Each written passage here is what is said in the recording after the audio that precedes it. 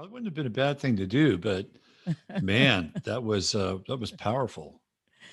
Yes, there's a lot of Easter eggs in that one. Yeah. So we're talking with NISSH. I think you're the only person that I've interviewed where you just have one name, right? It's just NISSH. Yes.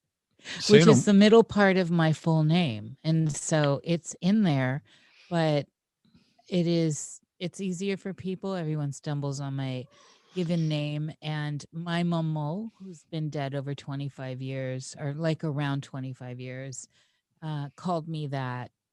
And so it's, there's sentimental reasons as well. But I like the idea of the wordplay. Niche, niche, there's a lot there, Robert. There is, and there is like street vernacular ish, right? Like ish. Yes. So, but you are not ish. You are it, right? You're the it niche. Um, sound like Dr. Seuss all of a sudden. They used to call me, well, at work long ago and far away, they'd call me hot dish Danish or hot dish niche. Uh-huh. Yeah. Well, if that When you video could is still do that in the workplace, Robert. right. Yeah. You could get away with a lot more in the workplace. Now, if you stare at somebody, you're going to HR. Oh yeah. Oh yeah. Don't even try that. Do you know who Lorena McKenna is? Do you ever I listen love to her. I've always loved her. So she played at the Masonic Hall one time in San Francisco. I went to that show. Her band was really great. She had a great band with her.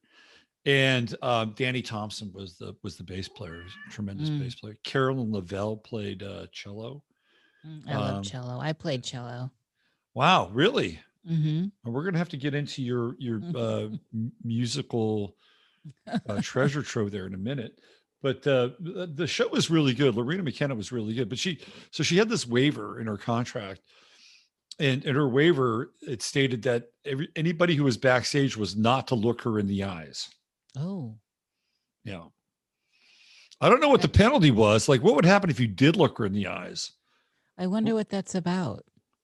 I don't know. I've heard she's very difficult to work with. I was always taught to look people, have a strong handshake, and look people in the eye. Those were things I was taught.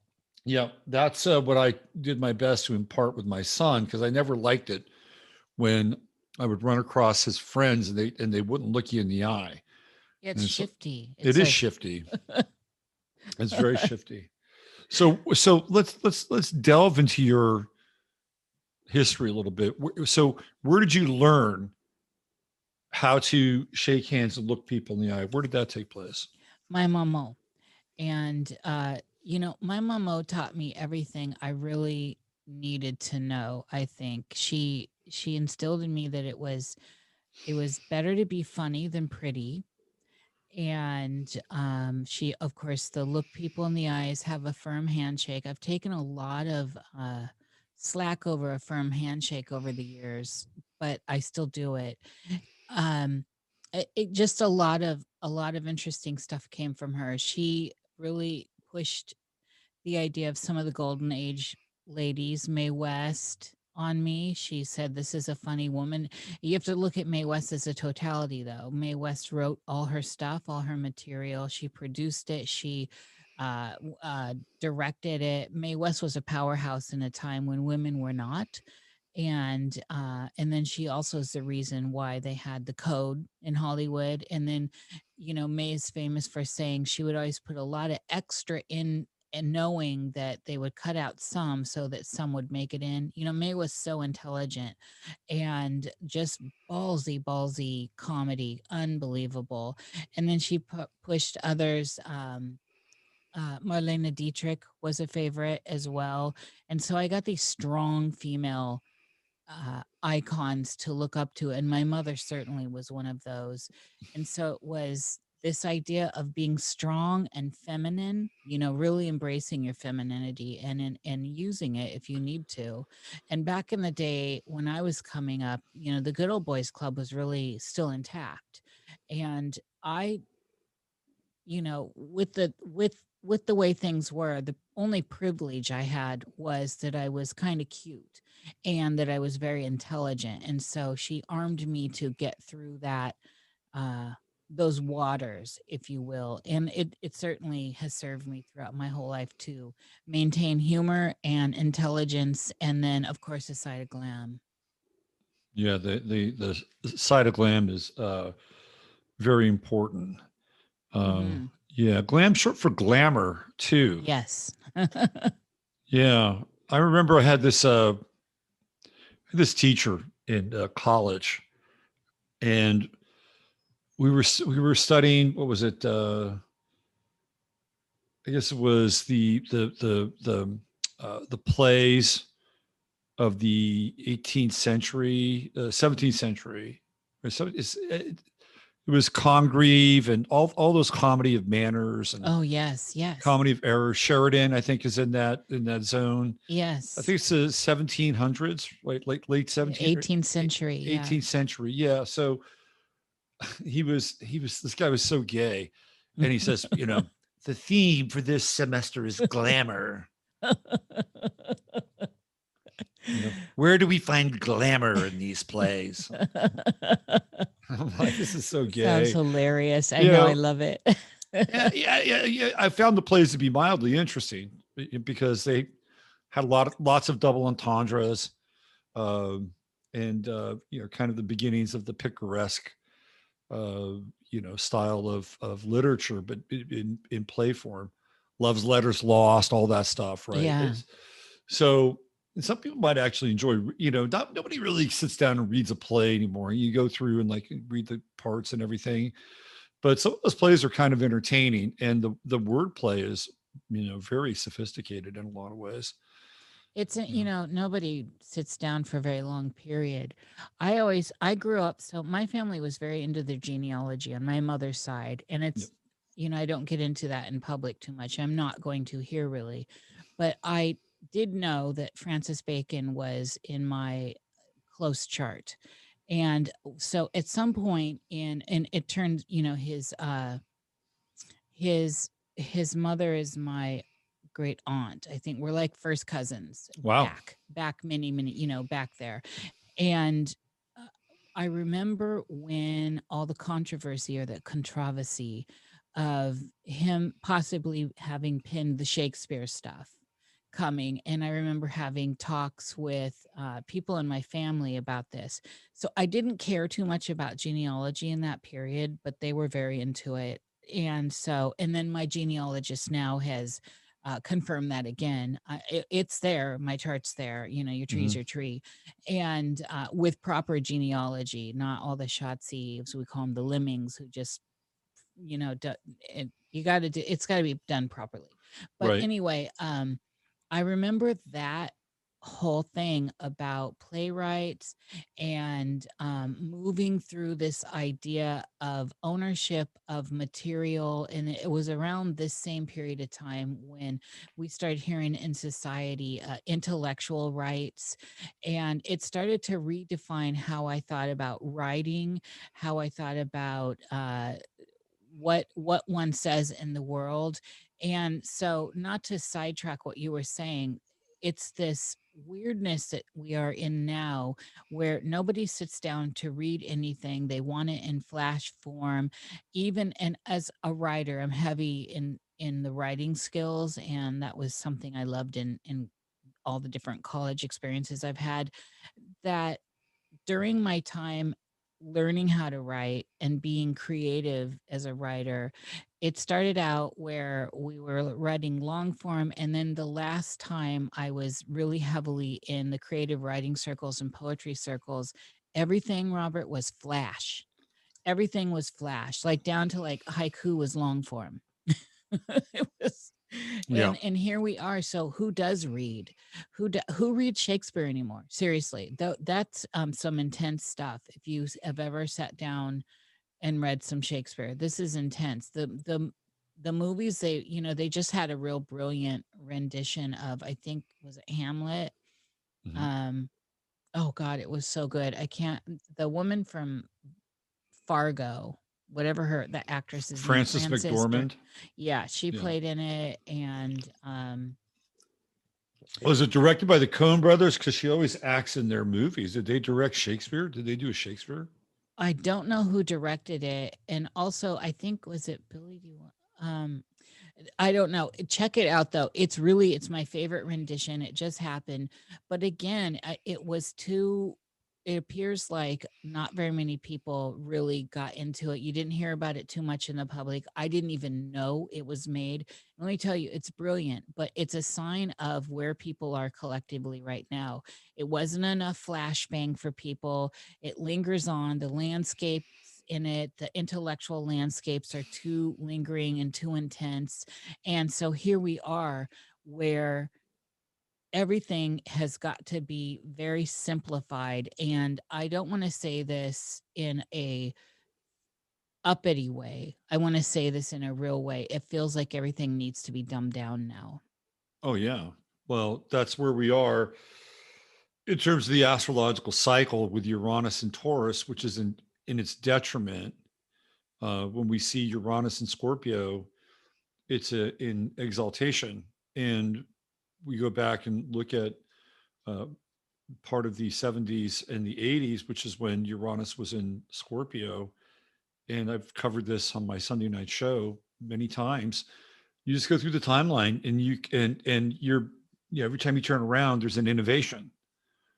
This is when the first nodes are connected on DARPANET, and the Apple IIc is invented and comes to market. You have the Tandy, which was, a lot of people don't remember what Tandy was, but the Tandy computer was it Yes. the 2500 or the 6800 or whatever. Like that was the computer, that was the one you owned. You had your little cassette player, and the cassette player you had, it was your computer program. It was on a magnetic cassette. I mean, but that was, where things were really exploding, and computing was beginning to make its way into micronization, which is, exactly what you were talking about with like haiku becoming long form. It's a form of, micronization.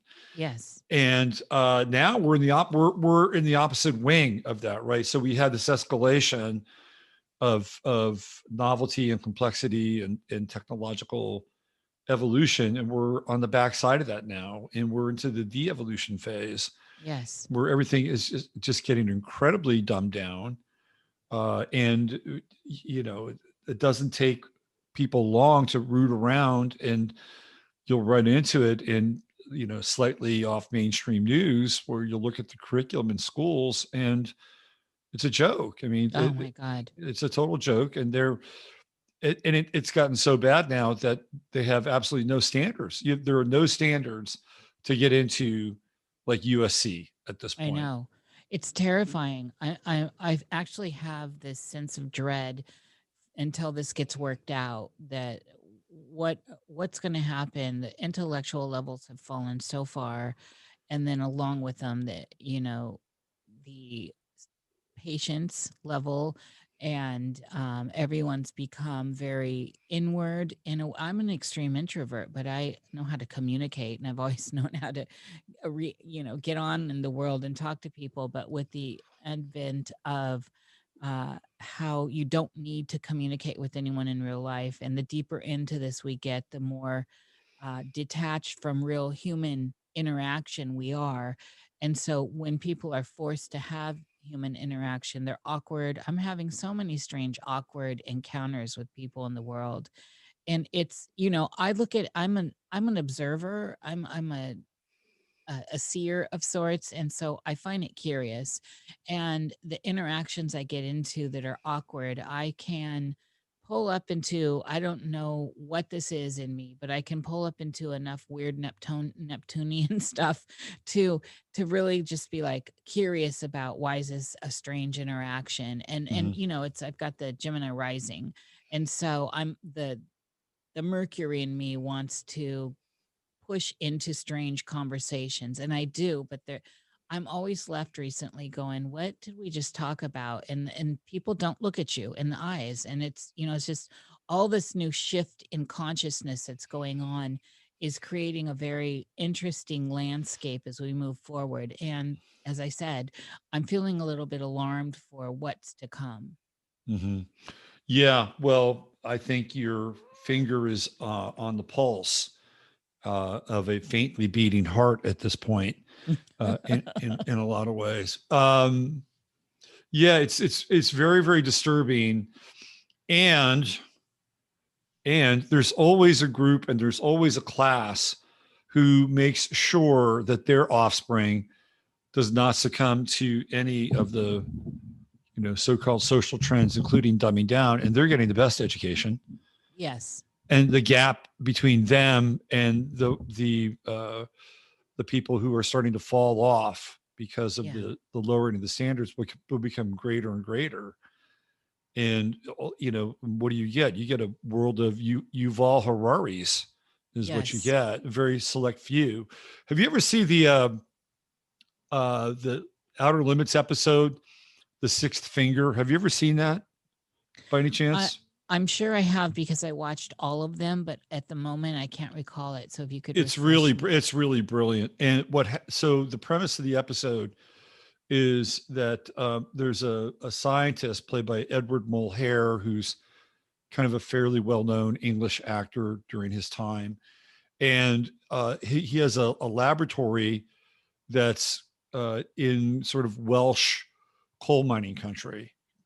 And he's figured out how to basically move the timeline either backwards or forwards into history, right? And be able to use that timeline to affect living beings in this timeline, right? So for instance, he was carrying out these experiments where he could move a human further and further and further into the future, right? And so there's this young guy played by David McCallum, who played Ilya Kuryakin in The Man from U.N.C.L.E.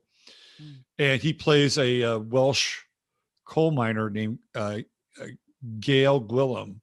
And he winds up getting a job because he got fired from his coal mining job. He winds up getting a job with the professor played by Edward Mulhare.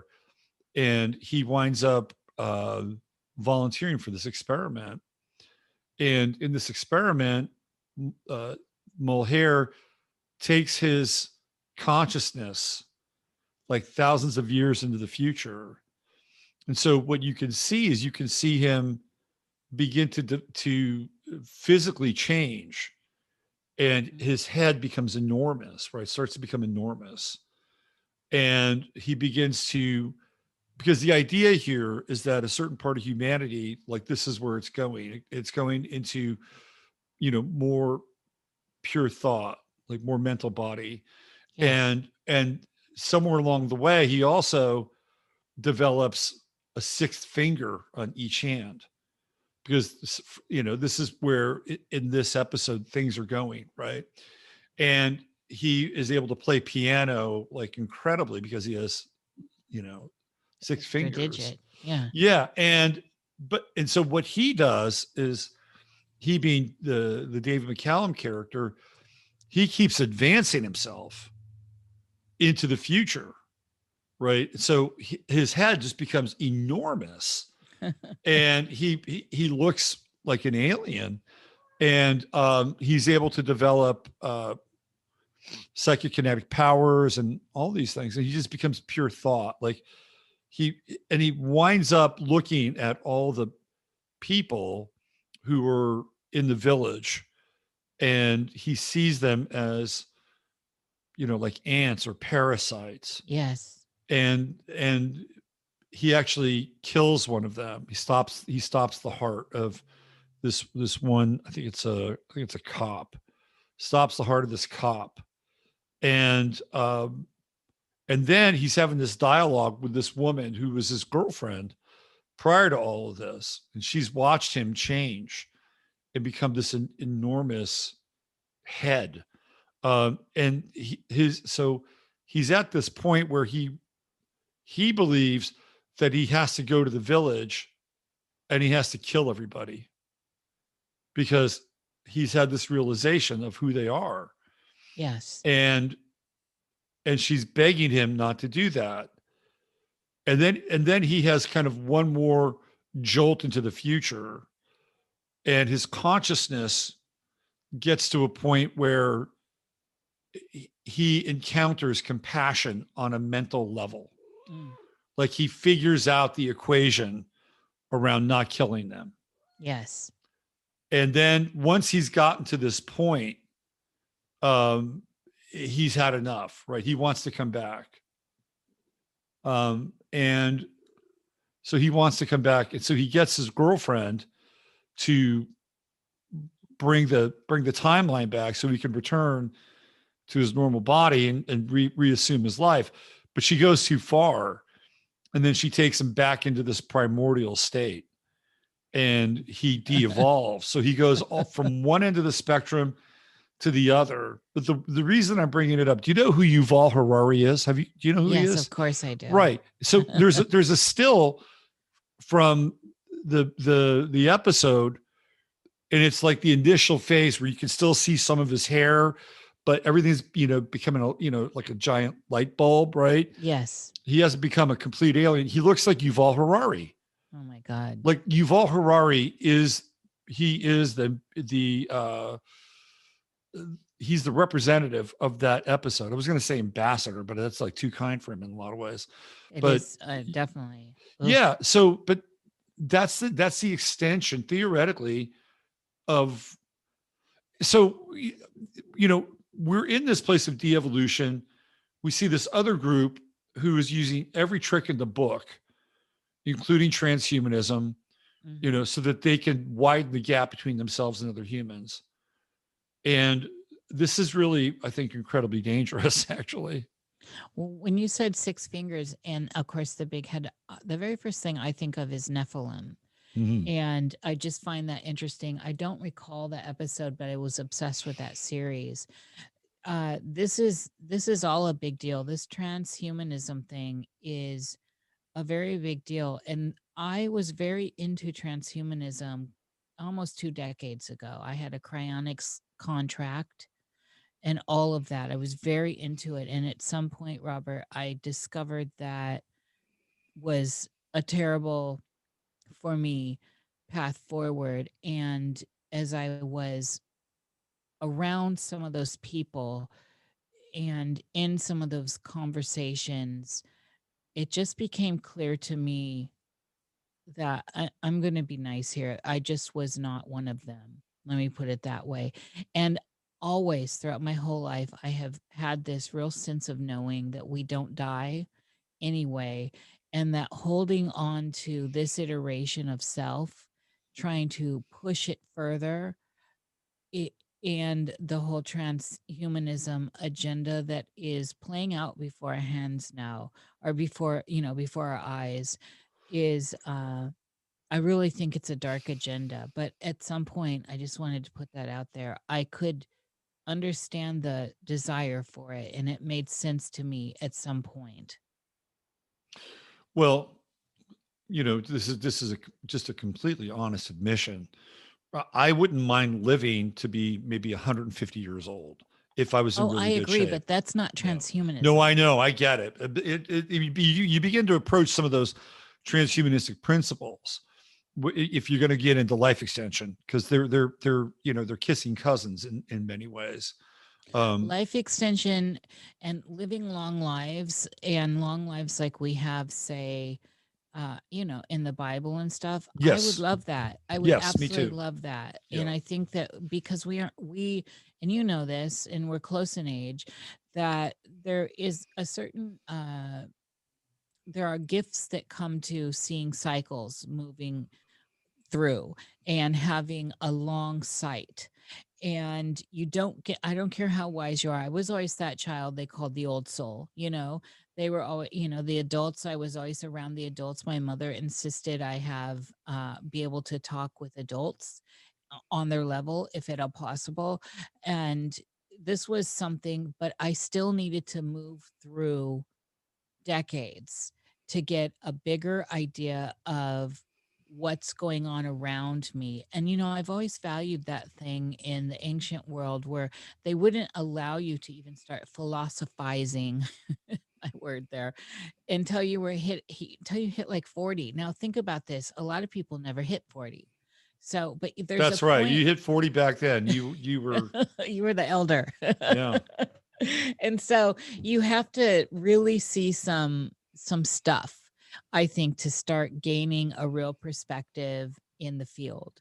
And it's just a reality. This is why I look at that kind of well, when I'm listening to people that I'm gonna that influence me, I kind of factor in some of this as well. I've always listened to my elders, whether or not I chose the advice or thought it was valid, and still to this day, I still listen to them because there is a certain depth of moving through time and space that I don't have. So if you're further down the road 20 years or 30 years, I want to hear, you know, is there something I can learn? I'm one of those people that I'd rather maybe learn from other people's mistakes, learn the ropes so that I don't have to go through those pitfalls. Having gone through such a hard life anyway, you've seen my chart. I think I've got the grand T square in there. It's been a lot of hard knocks.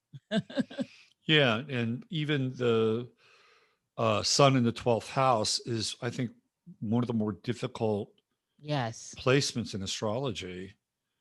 I mean, there's some very beautiful things that can come out of that, but you have to sacrifice some things in order to tap that mind in a lot of ways. Uh, Yeah. the sun in the 12th house. So, are you an only child? I am by my two parents, yes, but I have steps on either side. But I was basically so I wasn't I lived around my brother for a while until I left that household at 11, and then I was basically kind of on my own, and then I ran away. So yeah and no, but I was never spoiled at any point in my life, to the contrary. And so I didn't get that, the lovely only child pampering. I got the Cinderella story. How old were you when you ran away? The first time I ran away, I was 6. I successfully moved to San Francisco when I was a young teen, and I got a fake ID. All right. So, where did you run away to when you were 6?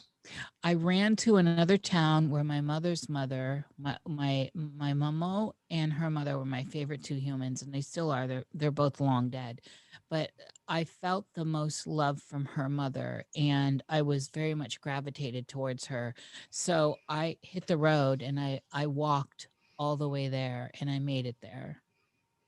And then I How did far? that. How far was that? How far was that? Well, so it was in Des Moines. I was in Des Moines, and she was in Ankeny. So you might have to pull that up. But it was in my memory. It was always a long walk. Anytime I just stepped away and walked away from that terrible house, I didn't care what was going on. I was So, you happy. did this at 6 years old. At 6 years old, the very first time, You navigated it all the way. I knew it from going there. I have a pretty amazing memory, and I'm Yeah. very spatially oriented. Yeah. I think I could have done something like that at 6, by the way. Yeah, I think Yeah. we underestimate what's going on with children a lot of the times. And I flirted with running away. I think most kids don't they do that at some point? Like, they kind of like feign that they're going to run away. Don't they do that just to get a rise out of their parents? But you actually did it. I did it many times until I finally was able to get out of that house. What? So, when you showed up at your Momo's, what was At her my grandmother's. your grandmother's? What was her response? She let me in. She loved me. I got the most love. She was horrified at my situation. And so, of course, she had to call and let them know. She had no choice. I begged her not to. And then the negotiation was that she got to drive me back, because I think there was something about might come. And then I did it a few more times, but then they knew that was my go-to. So I started having other routes, and that really mostly consisted of getting into the woods. Wow, you were persistent. You had that Well, Taurus my Taurus chart. You persist. Yeah, can you had see that persistence in Taurus there. persistence. So how old were you when you moved to San Francisco? I think I'm so terrible with these dates. I think I was 16, Hmm. Right. right in there. What was your first job in San Francisco? Well, my mama was a model, and she had a scouting agency and all this. So I had and I was a childhood model, and I had a lot of gigs through that. It's like stupid catalog stuff, nothing major. Mhm. But so I already had that going. So I got there and I did a lot of child gigs, and then I got hot into the scene. I was a hot child in the scene, but the official thing, I was staying in Oakland, and we were all going to the city, and I walked, so we ended up, and a lot of my friends were gay. So, in the 80s, remember this, the gays and the punks were together. We were like the outsiders. And so, and especially in Iowa, but in San Francisco too. So I think like three of our friends were gay and they wanted to go to Castro Street. And then the rest of us were not. And so we went to Castro Street, and we ended up in this shop that I don't know if it's still there. It was called Headlines at the time. Mhm. Do you remember Headlines? Yep, sure. And so I walked in, and I was wild looking, and this guy Tommy that was working there asked me if I wanted a job, like right there.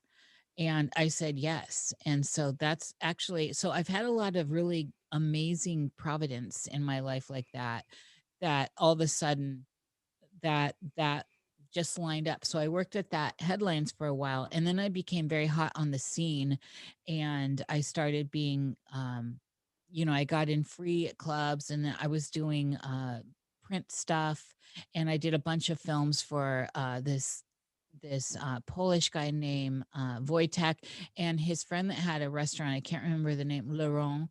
I started doing some really crazy art films, not sex, art films, like crazy films, and they're out there somewhere. I'd love to see those again. I don't even remember these guys' names, but I did a ton of those, and then I started getting paid to go to clubs like DNA and Yep. 181 and Yep. stuff. And it was kind of a wild, crazy ride. Then I got into drugs.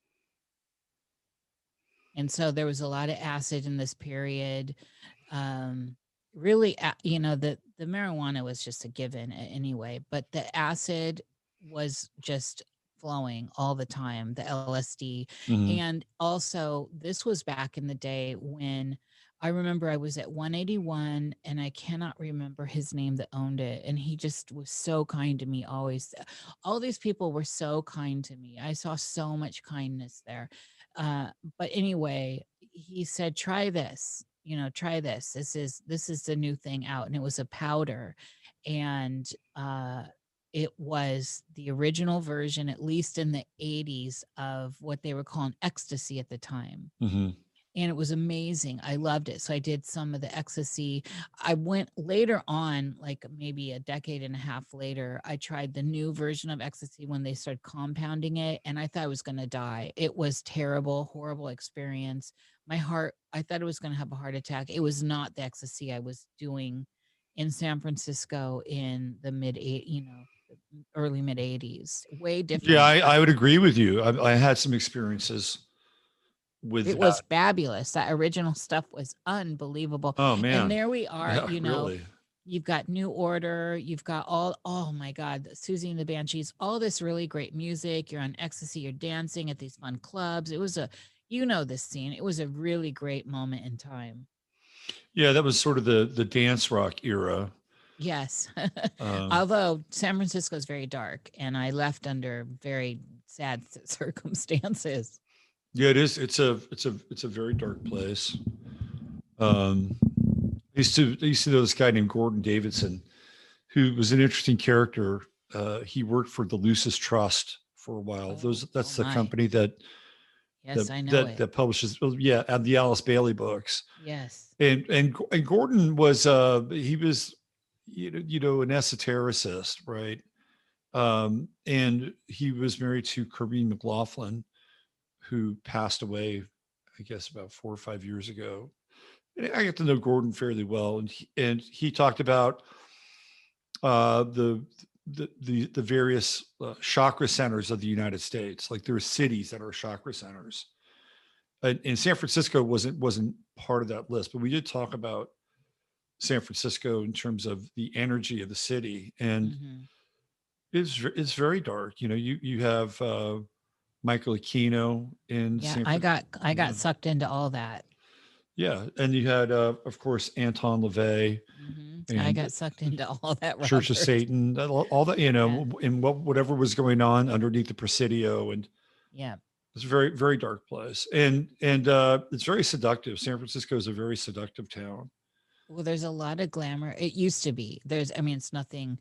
Yeah, it was. There's a lot of glamour there. Hmm. It used to be just incredibly gorgeous, and exciting, a lot of energy, but the dark undertone, and when I say that too, like you just said, getting sucked into the dark magical underground there really changed the tempo for me. And of course I was going to get sucked into that. I'm an underage hot child in the city type, long crazy blonde hair, and just basically a little girl. And so it did not fare well. It did not fare well. So I'm assuming that you bottomed out there. Is that right? No. That's a friendly way to put it. Yeah, Okay. I did bottom out there. It was you know serendipitously though. I don't even know.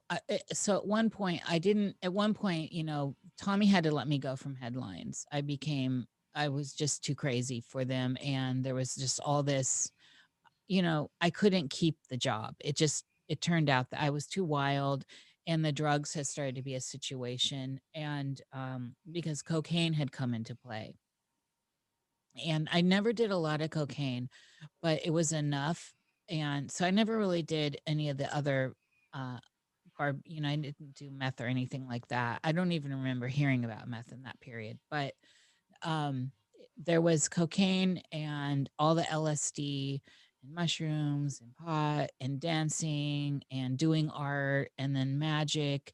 It all created a really terrible mix that created or I have a different perspective now, Robert, than I did then, but I had a breakdown, Hmm. and I started to literally have a psychological snap. Now I don't see it that way at all, but I did one day. And I had found myself prior to that living in this apartment with this writer. His name was Tony, and he had written some books. He was from the New York scene, which I had a little experience of, just modeling. My mom taking me back and forth, and having been in the New York scene earlier on, and having friends over there. So we got on right away. And he was a writer, and he did well for himself. He's dead now. And so he took me in. He was obsessed with me, wrote all this of poetry about me, and he never touched me. I've got to give Tony a hand. He never did any, we slept in the same bed. He was never inappropriate. He took care of me, but he also started to make sure the drugs were always there. And that created this terrible situation that was my downfall. So one day I snapped, and I went into I became paranoid at this point. I was getting very paranoid, thinking people were watching me. Now I have a whole different perspective, like I said. But I was putting on my eye makeup one day, and through the mirror, I saw the payphone across the street when they still had them. And I had just been off that. I had called my mama in Georgia and was talking and being a brat, and guilting her and just being terrible. And I came in, I'm putting my makeup on. I think I had done some cocaine and probably something else, who knows.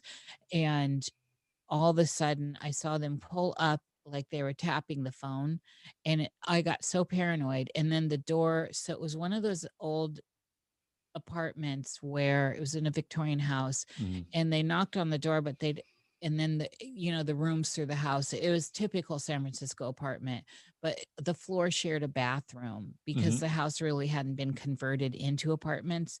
Yep. And so I saw them walk across the street, so I thought that they were coming for me. And they did. They went from the phone to the door, so I wasn't making that up. And that created this paranoia. I didn't know that they were coming for me. I just went into the bathroom, locked the door, turned the shower on and the sink, and like I was having a shower, and ignored the door, and jumped out the window 2 stories down into the dumpster. And then I was on a magical ride.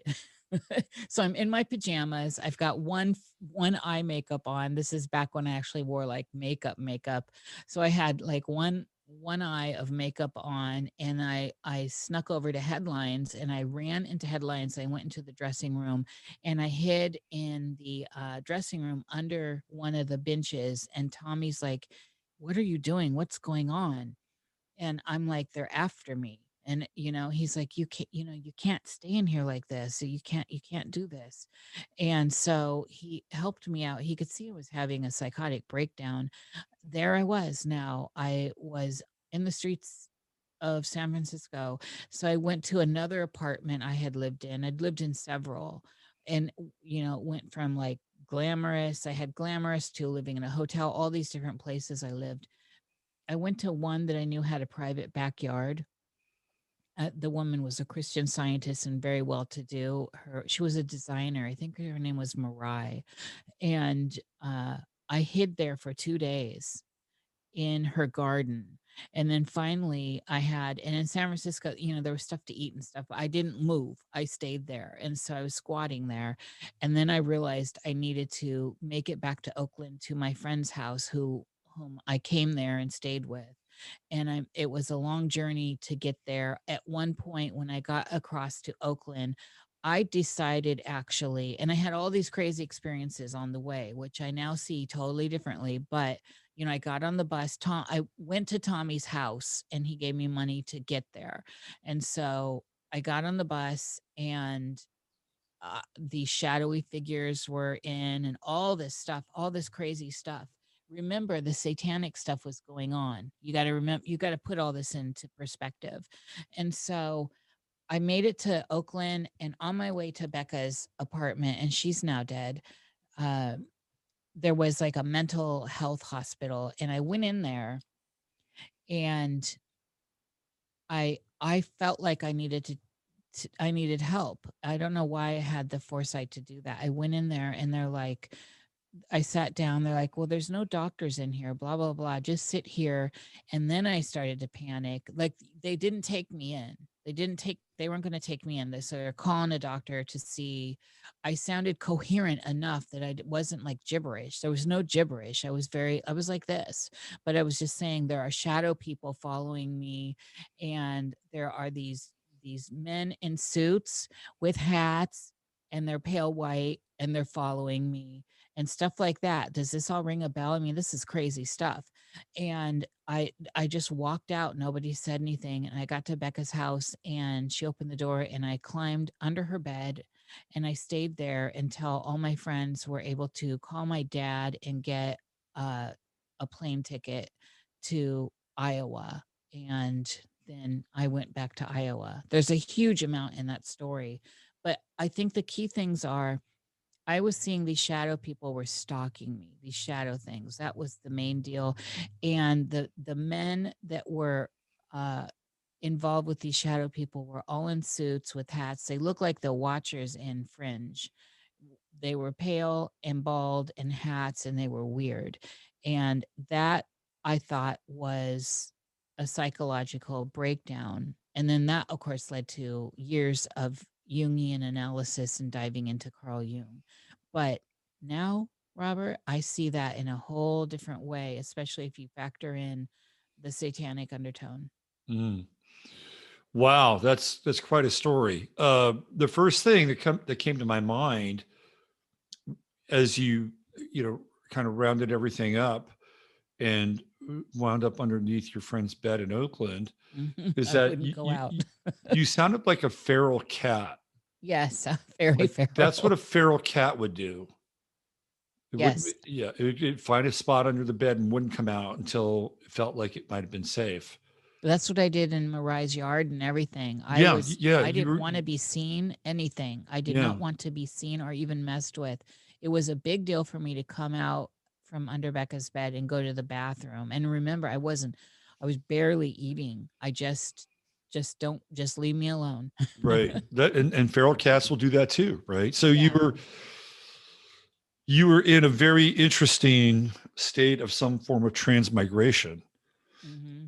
at that time too. The other thing that popped into my head is that I actually had a nervous breakdown in San Francisco. Oh my God. Well, I'm not surprised. What was yours? This is in 1988. Oh my God. We could have been having it at the same time. I think mine was in 88. 1988, and actually it was more into 1989, at the beginning of 19, but it started at the end of 1988. And I had a great 1988. I was working for San Francisco Magazine, and I was like, I'd finally like found a niche in my world, and I've been, worked a lot of McJobs, and was always trying to wait for like the technology to catch up with my consciousness in a lot of ways. Like where we are now in terms of our technology, I was already there in the 80s. I just didn't have the tools. So it was pretty difficult for me because it was pretty standard back then. Like if you were going to do media, you'd have to go through a legacy media gate, which meant you would, go to either a radio station, or you'd go to Yes. Hollywood, or you'd go to a TV station. And there was a path to that. And I started off in that path, and I got off that path, and I studied English.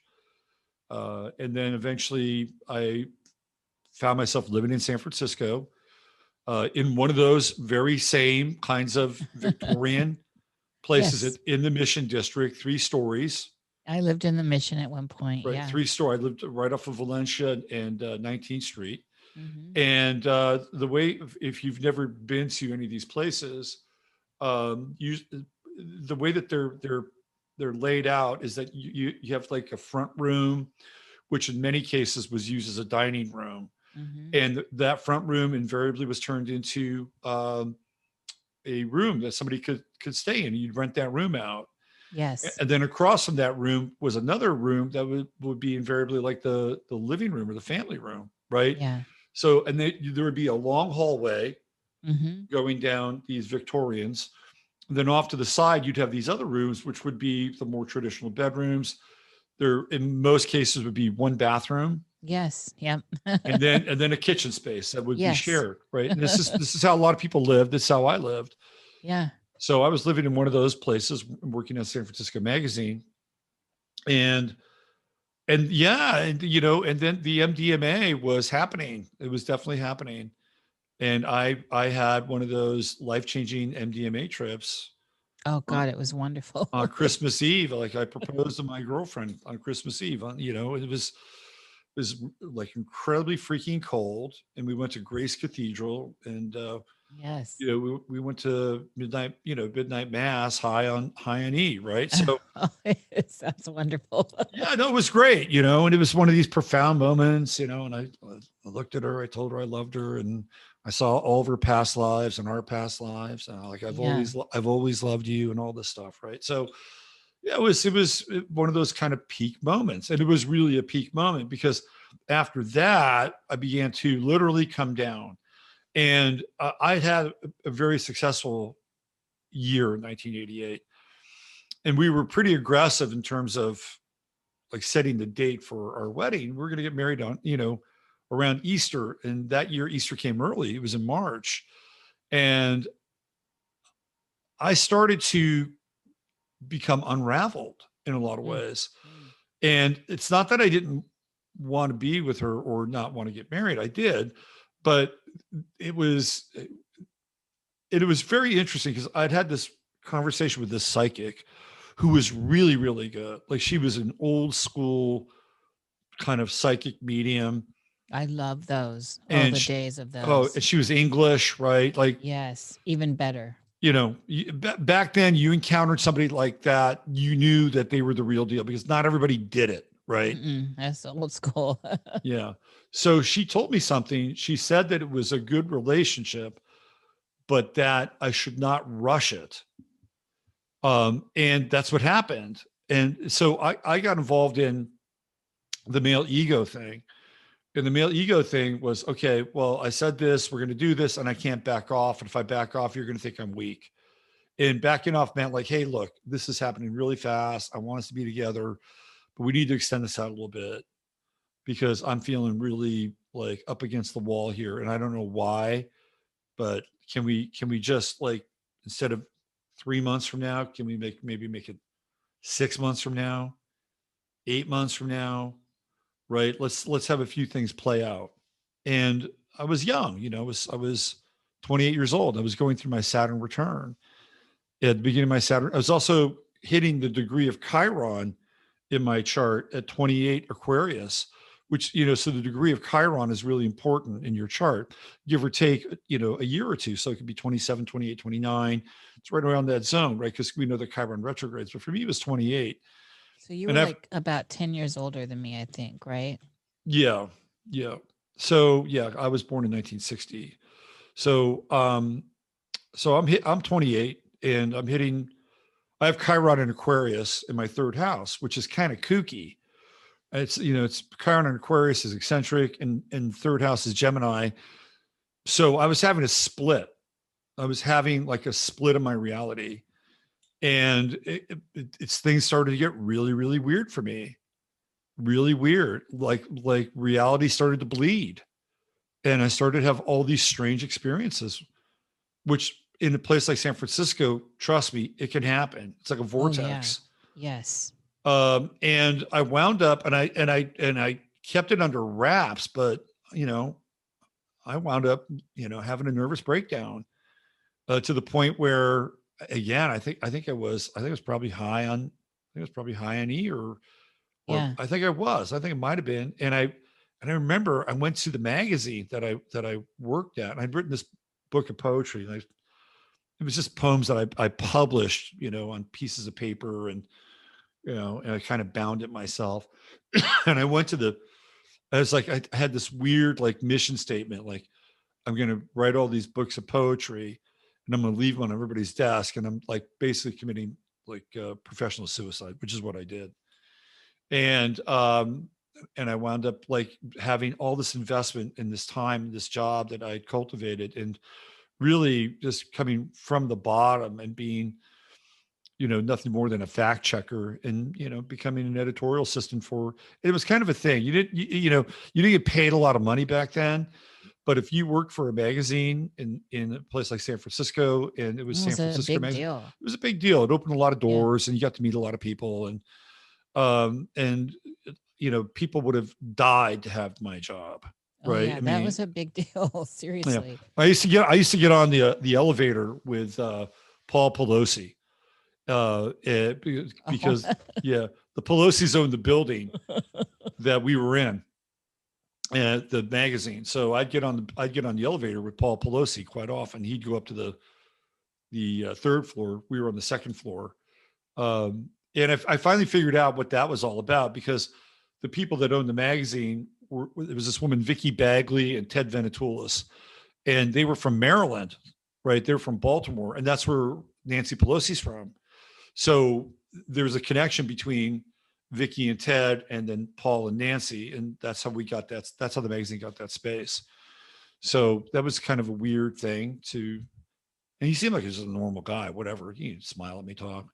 But I lost my shit. I lost my job, lost my shit. I had a nervous breakdown, had reality bleed, like very strange stuff happening. Yes. And then I left too, right? I left San Francisco. And then I went to Seattle. Like, although the trip didn't end, right? I still had the trip going on with me. I was still breaking down. Yeah, me too. And I was still having these weird bleed throughs, right? So one of the bleed throughs was I kept getting into this weird thing where the woman that I was going to marry, she had some weird flirtation thing going on with a friend of mine, and I didn't like it. Right. It was like bugging me. And I knew it was happening, but it's like one of those movies where, things are happening, but people are in denial. It's almost like being gaslit. You know what I'm talking about? It was Yes. like that. Right. And I couldn't, and I knew what I was experiencing, even though I was having a fucking breakdown. I knew what I was experiencing, and I was trying to communicate this. Right. So every time like he would be around, I would get really uncomfortable, really, really uncomfortable, and kind of slightly paranoid. Right. And so I thought to myself, well, one of the reasons why I left, because I didn't want to deal with that. Right. So let me just leave San Francisco so I don't have to deal with this thing that's lurking around in my consciousness, green-eyed monster or whatever, right? Mm-hmm. So we wind up going to Seattle, which winds up being a complete disaster. And I'm not going to say the guy's name. Seattle's another dark Oh, it's city. another dark place, Oh right? my God. So I wind up going to Seattle, and I wind up getting a job as a waiter at a jazz club restaurant that has the same last name as the guy that theoretically was kind of haunting me in San Francisco.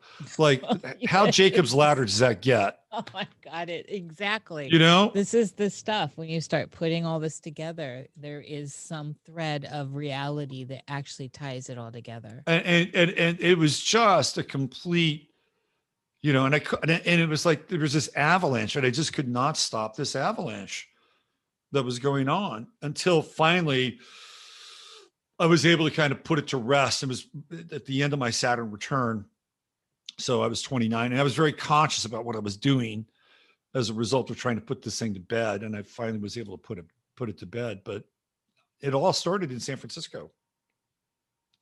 Yeah, for me too. The what a wild trip. And like you, when I got back to my papa's, it took me a long time. I basically stayed in bed, and I braided my hair and stayed in bed and took like NyQuil and sleeping pills, over the counter sleeping pills, that kind of NyQuil stuff for almost, I don't know, months. And the reason I say I braided my hair is so I didn't deal with it. I literally couldn't deal with anything. It took a long time to get over that whole process and heal. And then Jung, the whole Jungian thing really changed everything for me. But it took months to get just to the point where I could come out of my room and have a conversation with somebody. So fortunately, and at that time, I was able to, I had like, I think I had that net of being able to go to my papa's. I'd never lived with him. This was the first time, and my mama wasn't having me at all. So I couldn't go to Georgia. I had nowhere else. And so he stepped up and allowed that to happen.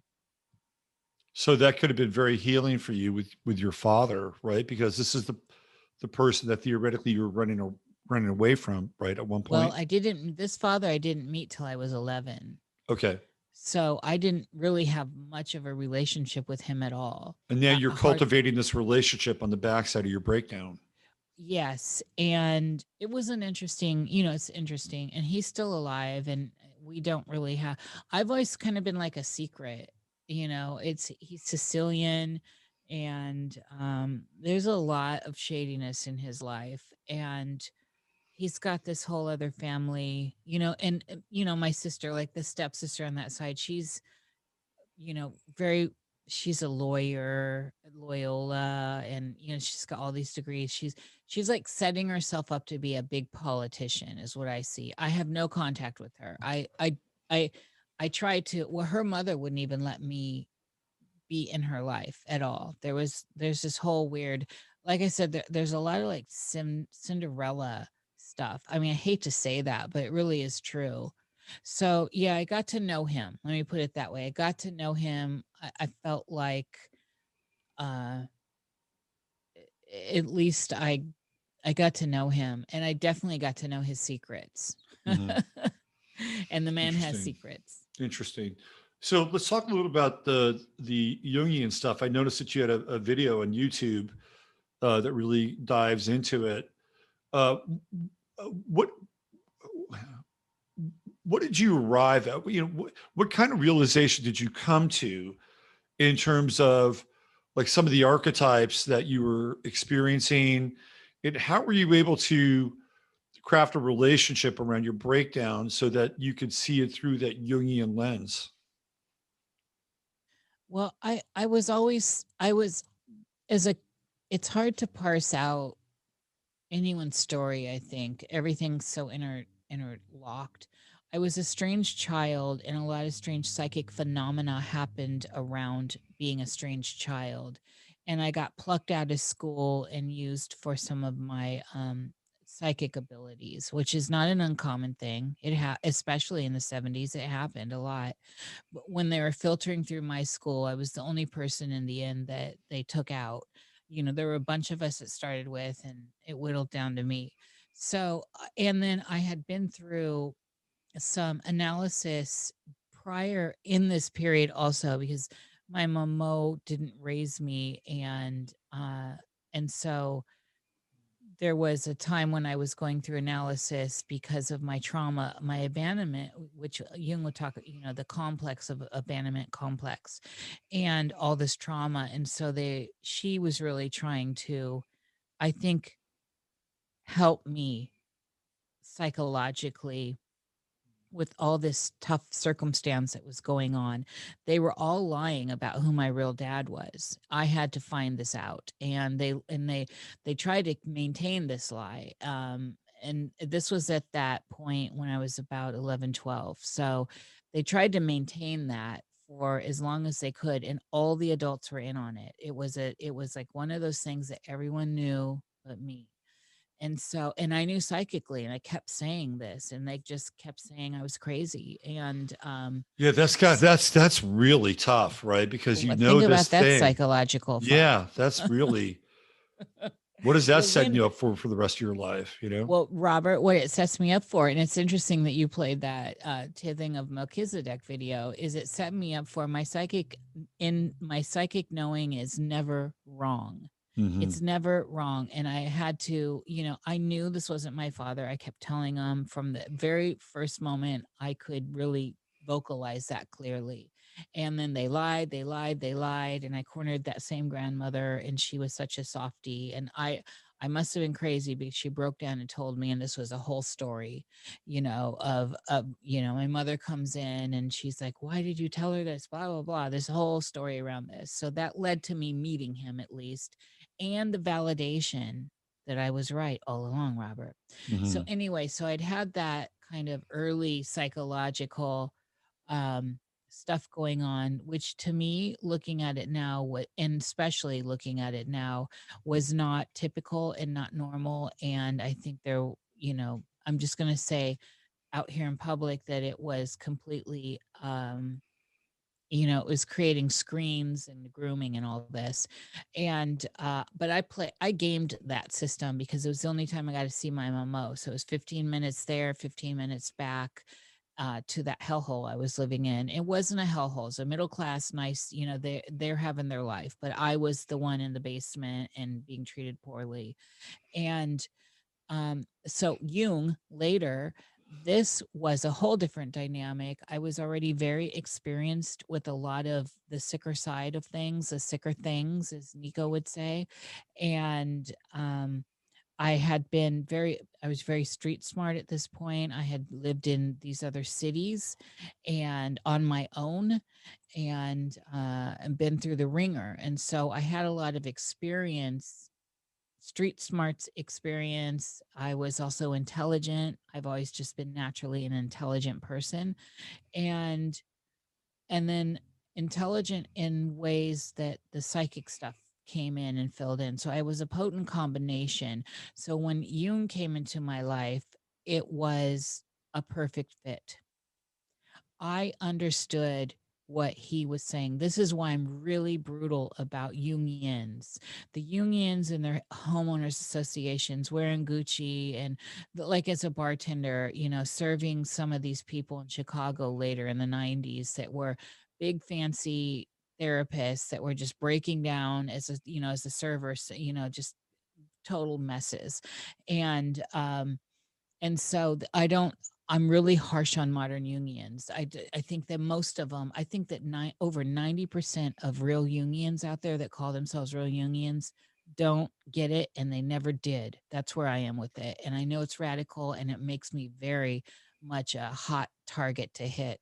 But what I saw, with what Jung was saying, reading between the lines, reading every line, I've gone through all his works more than once, and in Jung discussion groups, in analysis, and reading through his catalog of what influenced him and how he got there. And this is, of course, way before the Red Book ever hit. This is in the 80s and 90s. This is the late 80s and up to like 95 or 6 was Jung. And it all fit. It all fit. It made sense. Jung was very mystical, as you know. He was very much into these old archetypes and how one reamalgamates them, how things, how collective movements can wake a sleeping god, like say Wotan, which you talked about in World War II, how it can activate an archetype, and then likewise complexes that we develop as young people, and that you never get rid of a complex. It just becomes latent, and it becomes activated again. Of course, mine is abandonment. Mm-hmm. And there are probably others, but one that I recognize deeply is abandonment. And so it just was a fit, and it was a fit magically. I could see where he was going when he's talking about playing on the river, and then you hear the stories of the people around him, Francis Wicks and Esther Harding and Wolfe and all these people, and you start to get this picture of what's going on, that seems very similar if you've had a breakdown of any sort. And what I mean by breakdown is if you have seen the construct around you break down. Mm-hmm. That's what it is. Yeah. Because it's really seriously a psychological snap, is actually seeing the world for what it really is and not being able to comprehend what you're experiencing. That's what makes it so profound. That's what makes these life-changing events. It's not that you are anything's wrong with you. It's just about how you are processing it. And That's a great Jung, point. Jung went through this and tried to talk about this, and he worked through it with his clients, and there's all the famous stories. So this became pivotal in how I moved forward from, say, 1994 into the next phase of my life. And it still shapes me to this day. And I see how that was another bit of serendipity in my life, how that was another checkpoint that I made in my life. If I look at my life like this, there are just places I think I knew I was going to get, whether it was a T-square activation or something. I Mm-hmm. don't know, but Jung needed to be there. Wow, that's powerful. And Jung, yeah, there's something really redemptive about Jung, right? Like it's not a closed loop. That's the beauty of Jung. It doesn't mean that there aren't limits, because like I remember Jung having a conversation with it's part of his letters, I think, with Richard Wilhelm, the guy who wrote the translation of the Yes. I Ching, and he told Wilhelm that if he strayed too far from his cultural roots, that he would go insane. And that's exactly what happened with Wilhelm. And because he became so immersed in the I Ching and the Chinese mind and the Chinese like construct of time, that he literally lost his shit. And Jung warned him about it. And to me, that was quite interesting because as a system, it's fairly open ended, right? Like you can see your life in an archetypal series of moments, and you can relate those moments to mythology, or you can relate them to some kind of other story that emerges out of the collective unconscious. And yeah, I mean, it can relate to a psychological condition, but it is not it's not something that's going to be labeled as deficient, right? You're not just going to be a code in the DSM. So that's the beauty of Jung, right? It expands the potential for whatever you're going through, both light and dark, good and bad. But it's not a system that doesn't have. I mean, for Jung, there were limits, and Oh yeah. that was Yes. clearly a limit. Like when he had that conversation with, like some of his client, I think James Joyce was one of his clients. You pull out all these different names. I mean, look at his relationship with the great Herman Hesse and Michael Serra. There's so many people that are intermeshed in this period of time, just creatively, and then also in that move in and out of Jung's sphere. And then, you can't talk about Jung without there's this periphery weirdness with Freud. And to me, I couldn't see Freud's work as serious when before I knew about Jung and before I understood Jung, I didn't understand Jung. And so Right. everything in the world was Freud, and it still Right. is. But then when I got this certain level of depth, I started to understand. I started to look at Freud as like the difference between Israel Regardie and Aleister Crowley, right? Where he Mhm. took there's two different entities here, and one went in a really sexualized, uh, kind of sicker way. Jung's, I don't even know. I stumble thinking about these things. The idea that your roots, your genetic cultural programming is such a key thing in the Jungian model is a big deal. And I see that it's under attack these days, actually. And for me, for years, I fought against that. Also, I went in and really tried to understand Ifa and all these other religions. I love, I love the homegrown conjure stuff here and stuff that was not my cultural stuff, right? And but I'm interested in religion, and I'm interested in ecstatic religious experiences, and I'm interested in transcendence, and I'm interested in the transience of this life and what's going on outside of it. And this is, I think you could say that's a lot of 12th house stuff, right? Oh, absolutely. 11th and right in there. And so this when we start looking at these people that were moving through Jung's life, so I became interested in these other stories. Like, oh my God, Hermann Hesse was part of this whole situation. His works moved me, and they still move me. Yep. I mean, I still quote stuff. Almost every conversation I have, it seems like the Hermann Hesse comes in there somewhere, and it's just killing me to hear people, wanting to cancel him now. And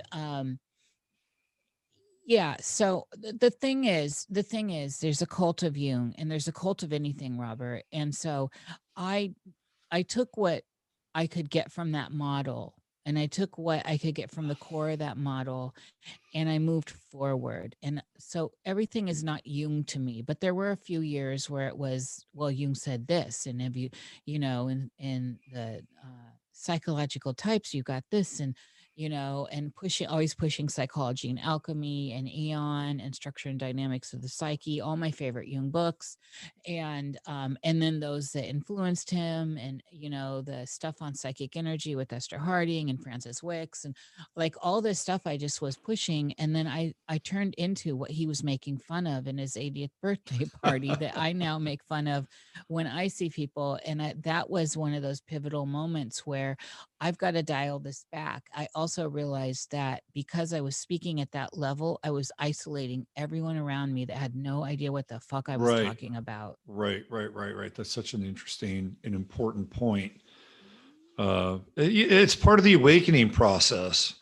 And when you are in really in the heat of the awakening process, you feel like you're having conversations with God, right? I mean, that's what it feels like. You're seeing the Yes. truth. The veils are falling away, and people will be in that place, and they'll speak from that place, and they become kind of consumed by that place.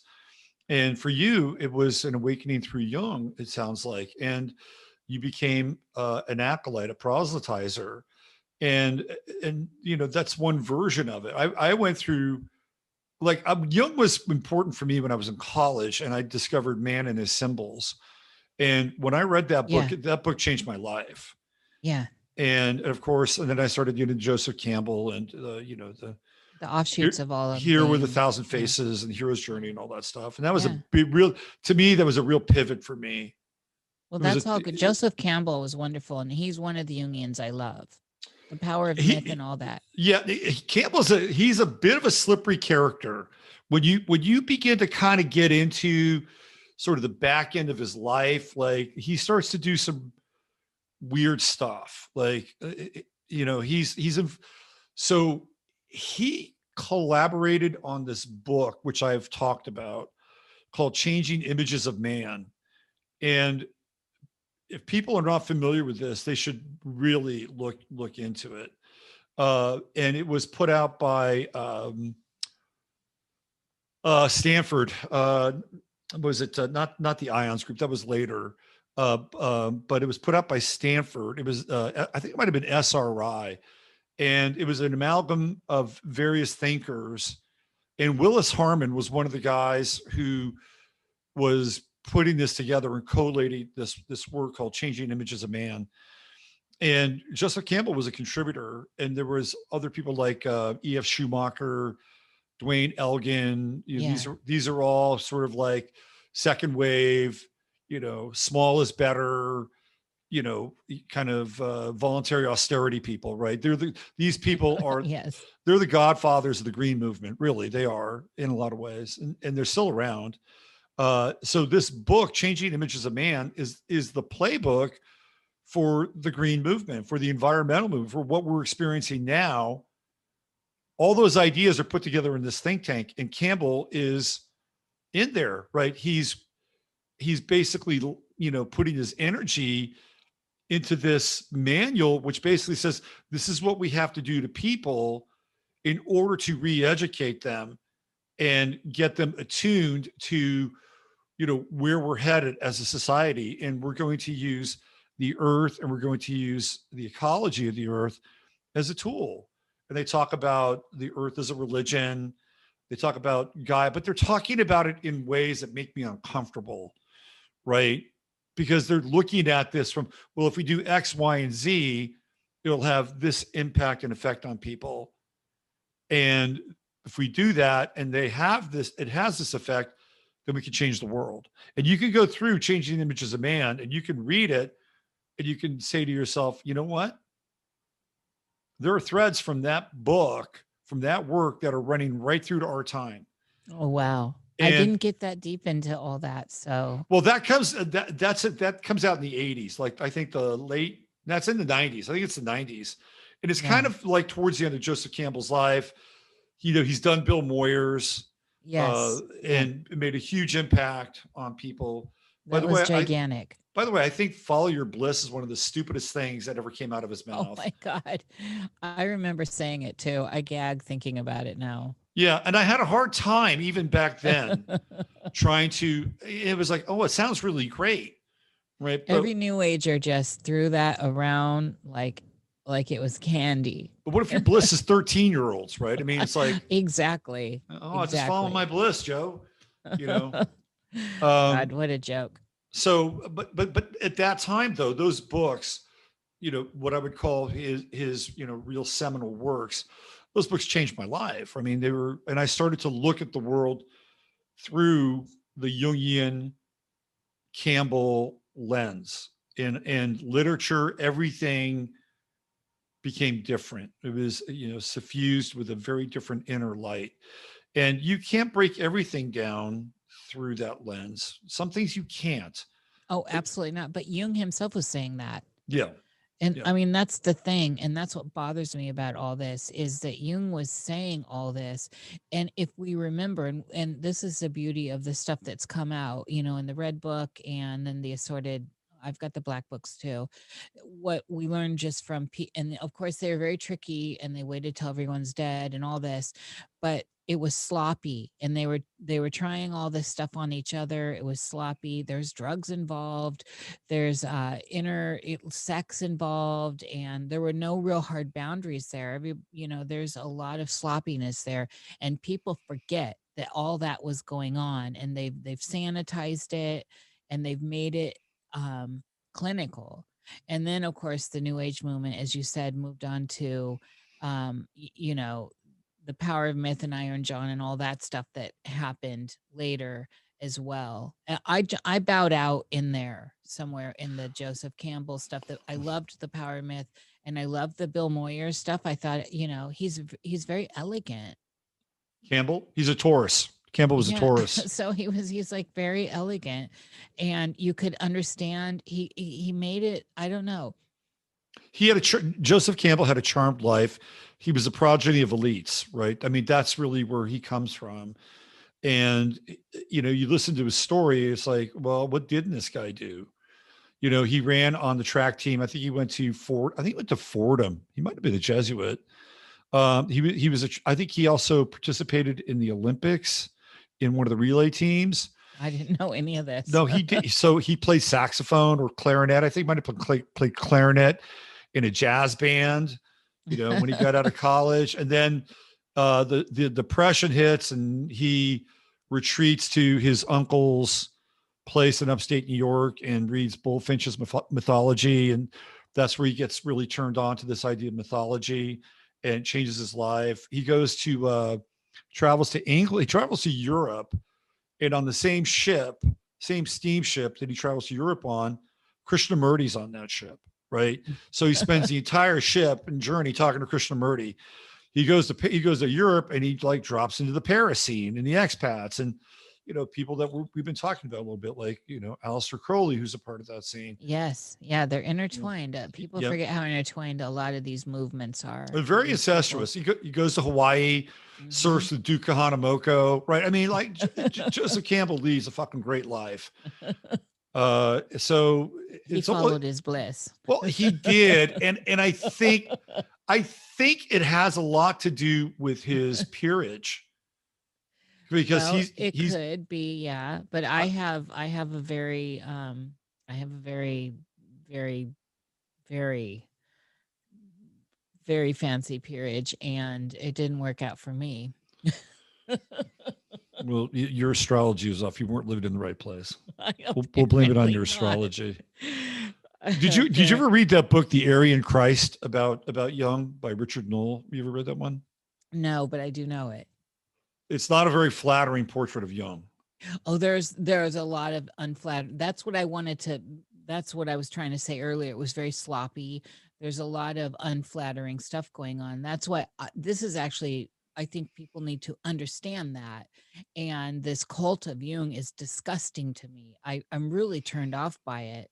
And then I'm turned off by the surface level meme of Jung and Jungian stuff. Every other person says archetype, but do they know what they're talking about? Or all these little things that made it into pop culture that just seem like they're fragments from something bigger that has a real shadow side to it, a real dirty shadow side to it. Jung had a dirty shadow side. Oh, absolutely.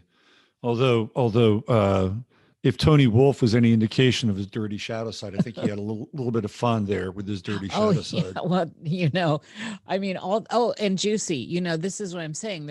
There's all the juiciness and beautiful and all this. I mean, Tony Wolff put the Jew in juicy. Sorry, I had to get that in there. Oh my goodness. Yeah. There's a lot going on there.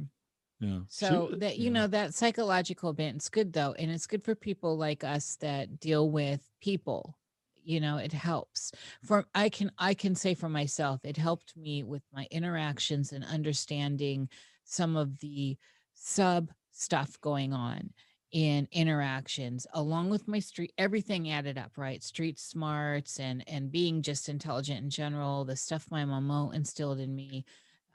All these weird experiences created a very keen sense of I'm very eagle-eyed with stuff. I think that a lot of people might acknowledge that with me. I definitely have a good eagle eye and can sense subtleties in interactions and subtleties in movements that I'm not popular for pointing out, because I like to point out the shadow side. I like to point out the dark stuff, and I don't want to live in the fluffy area up above. And I think my chart probably reflects that as well.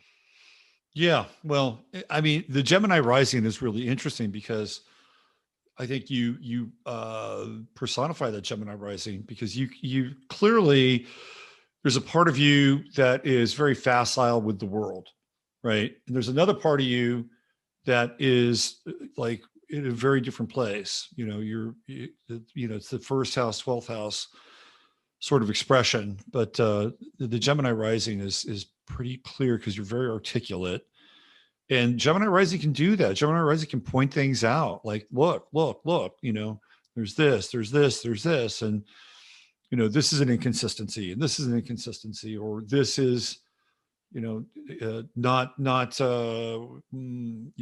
measured, or whatever that is, right? Gemini can do that. But you've got that sun in the 12th house, which is, it's otherworldly, it's deep, it's otherworldly, and it's mediumistic in a lot of ways. I think it's, people that meet me, Robert, will say that, Jeff Gates will say that. And I think I remember when, because I met Jeff and he had a very interesting experience, and his tale of me is hilarious. I heard it. He let me hear it when he talked to Emily. And I think when I try to understand the world I walk, and people have always treated me differently in a weird way. So a lot of love, a lot of hate, both. It's never like in between with me, but everywhere I go, all eyes are on me. And still to this day, everywhere I go, all eyes are on me. People watch me everywhere. I can part seas. And then I also just attract the strangest of strange people, which I love, of course. I live for that. But then there's the dark side of those strange people as well. So I think it's right there in my chart. Personally, I think that is what's in my chart. So what we're going to do is we're going to take a little bit of a break, and I'm going to find another piece of music in one of NISSH's videos, and we're going to play that. And we're going to come back. And we're going to talk some more after we play another expression of NISSH's archetypal self.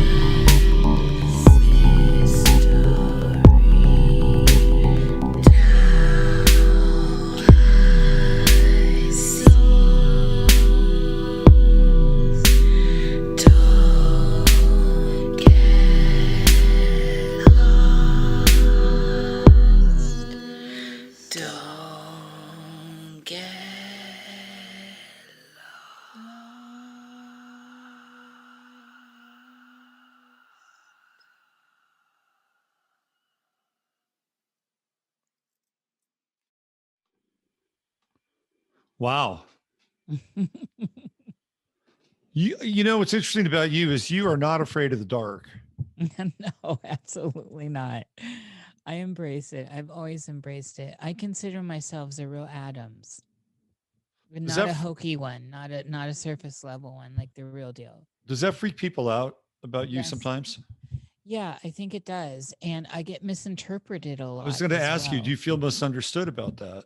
I don't know that I feel misunderstood, but I see and recognize that I get misinterpreted. And that's a different, I think, vein of, that's a different vein How do you altogether. think people interpret you?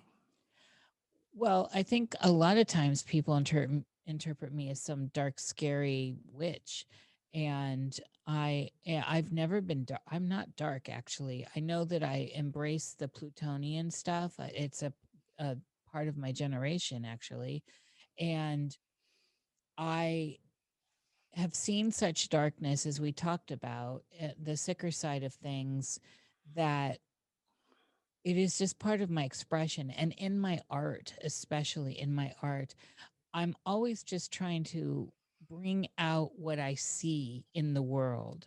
So I consider, like, all the video, all these time arts pieces, I'm really just presenting to you narrative. And people that take that stuff literal is, well, that's their business and not mine. I'm presenting narrative, and as I told you earlier, a lot of it's psychic content that, for people that are more creative minded, can look in and see the Easter eggs I lay there. And I lay a lot of Easter eggs in my work. Some of the stuff has Morse code, I mean, etc. There's a lot there for people to dig into, well past when I'm gone. That's really fascinating. Um, so I can, you know, I get that you're not afraid of the dark, but you're also like not scary. Like there's nothing scary about I you, know, I don't think right? so either. Yeah. But people do think this, and it's funny. I think a lot of times, especially when people meet me in person, there's, well, I don't know. I've had crazy reactions, Robert. I've been walking in the supermarket, and like I said, I catch eye contact, and I've had people back up and away. And so, it's the nature of, I have interesting eyes, and it's just maybe because I'm really present in my I'm inhabiting this flesh, I'm inhabiting this experience. So I'm not really daydreaming through my life. And I think sometimes that can be something that is scary to people that are. And you're living in Eastern Washington, right? Is that where you are? South, let's see, southwestern Washington. Southwestern Washington. Yeah, I'm very West Coast. Oh, you're on the West Coast. So Yeah. you're near the Washington Oregon border. Is that where you are? Yes, I'm in the Gorge area, actually, which is gorgeous. Mm-hmm. Interesting. I get less problems here than I do in other places. Well, You that's can incredible. imagine in some place. I mean, it's unbelievable. Actually, in Portland, city of the weird, right? I always have trouble. I always stick out in the places that are known for the weird. Isn't that funny and ironic? I think it's because, really, some of these places that are tagged weird and offbeat and stuff, what I see mostly is people being grungy in 90s. I am my own flavor. I dance to my own beat and harmonies, and I'm not influenced by current fashions. I never have been. And even in the punk movement, of which I came out, all my friends, all the girls had some sort of shaved ass head. And you remember this, I Mhm. was the one that had hair down to my ass. It was very not, it wasn't dreads, it was just very messed up and naughty and totally punk. But I was that girl that had the long hair and was still punk and still full on in that movement, but I just looked different. And then later, when all my friends started getting tattooed, I have no tattoos to this day, and literally everyone I know is tattooed. And I don't follow trends. I don't. Oh, I can totally relate to that. I don't have any tattoos either. Yeah, so you know what I'm Yeah. saying, Yeah. and I think that that makes us interesting. I've also very fond of keeping a wide swatch of people in my life. I've always been that person that likes having a carnival of people, and the more interesting, the better. And so this includes people that seem absolutely on the surface completely normal, and yet there's something quirky or weird or very interesting or off. And then, and oftentimes I think that a lot of people that do present as very normal are very interesting, and they just don't present it in the outer world for whatever Hmm. reasons. Yeah. Yeah. So just to let people know, I am speaking with NISSH, and this is I guess we're doing some kind of an alchemical thing with this interview because we started during the daylight hour. So that was very Apollonian. And now we've kind of drifted into the Dionysian. We're doing this second part. By the way, this is the first time I've ever done this where I've done the first part of an interview during the day and come back and done the second part later at night. So this will be very interesting. And I'm fascinated to see where it's going to take us. One of the things that I was interested about, because I've kind of gotten to know you a little bit by being on your salons and connected with you on Twitter, and I'm kind of got to know you just initially through Nox Mente with Jerry, and the political landscape has really changed since the first time I was on Nox Mente. Oh, vastly. Yeah. Right, uh, and I wouldn't say I've seen you change, but I have seen you like engage more in the geopolitical side of things. Yes, I have indeed. Yeah. So it's a very interesting, like new, maybe it's not new, but it's another interesting aspect of you and how you are maybe evolving or Hmm. attuning in your own way. How do you feel about this? And like, because clearly you're an artist, and clearly you're somebody that is engaged in the dream world, like Yes. I very much so. And politics is a nightmare, right? In a lot of ways, politics is the darkness, It is. and maybe this is where you hook in, that you're not running away from. You're kind of running into it. Yes. Do you think you're going through a political awakening, or where are you with this whole thing? Oh, it's been, this was part of the punk movement, though. If you remember, we were Yeah. rebelling against all this. It's always been a part of my life. I've just never been crazy vocal. And I mean, I remember when Ralph Nader was running and Jello Biafra, I was out there marching with him in Illinois, my husband at the time, and a Green Party everywhere, which is so ironic now because the Green, I'm so anti anything like that. Right. Um, I think with this latest trend, though, and I've always kind of kept my mouth out of politics, and this was another, I think, remnant of the hangover from my mama's life, which was very political, and she was very much entrenched in all that.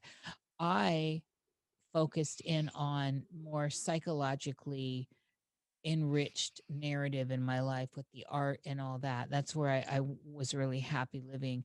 But all of a sudden, all my psychic intuition, all my psychic stuff started to pull in this stuff that was really tied into this change of narrative that was going on around us that was very political. And I had the choice. Can I not talk about what I'm seeing and still feel like I'm being authentic to myself and what I'm trying to do out here, or should I embrace it? And I went ahead and chose to embrace it. And frankly, the deeper into it I get, it's sickening, all of it. I'm so sickened by it all, Robert. I just, it makes me sad. And uh I've become very vocal, actually, more vocal. I can't even actually believe how vocal I Well, am this now. is why I'm asking you this question, because I've seen this sea change in you. Yes. Because like I said, I follow you on Twitter and I watch your feed, and it's like, wow, I'm opinionated. she's saying something here. Yes, I am. I just at this point in the stage too, I feel compelled to make sure that I'm addressing stuff I see. And I really always in my life try to come from the center and look at as many facets of something as possible from as high of a view as possible. That's one of my goals. So I don't like to get swept into this side or that side. I really do try to be omniscient with my viewing of information and look for narratives or strings of cohesion rather than left, right, all this other stuff I just see is crap. And the strings of cohesion are very alarming to me where we are right now. I see real agendas. Now I know the historical stuff. I know the long-legged stuff. I know the birth of the new age that brought in all this stuff. I'm aware of how we got here, but I am surprised at how it seems to have met no friction, that people in mass seem to be so easily controlled and manipulated. And so my political commentary is really based on that. Yeah, yeah. So, all right, let's dissect that a little bit because I think this is an interesting topic. Yeah, very. Um, I was never political. I abhorred politics. You know, even when it was theoretically cool. Like there was a time with Reagan where it was kind of cool to be in politics. You know, it was an American thing, and Yeah, I remember. and America was winning the war. It's like the Russians were shutting down, and Reagan was, the victor over the Communist Party, and Well, in the so Berlin Wall, this all that it's all whole part of it, period. right? So Yeah, it was like, okay, it's cool, right? Like the it's a Reagan big thing is cool. movement.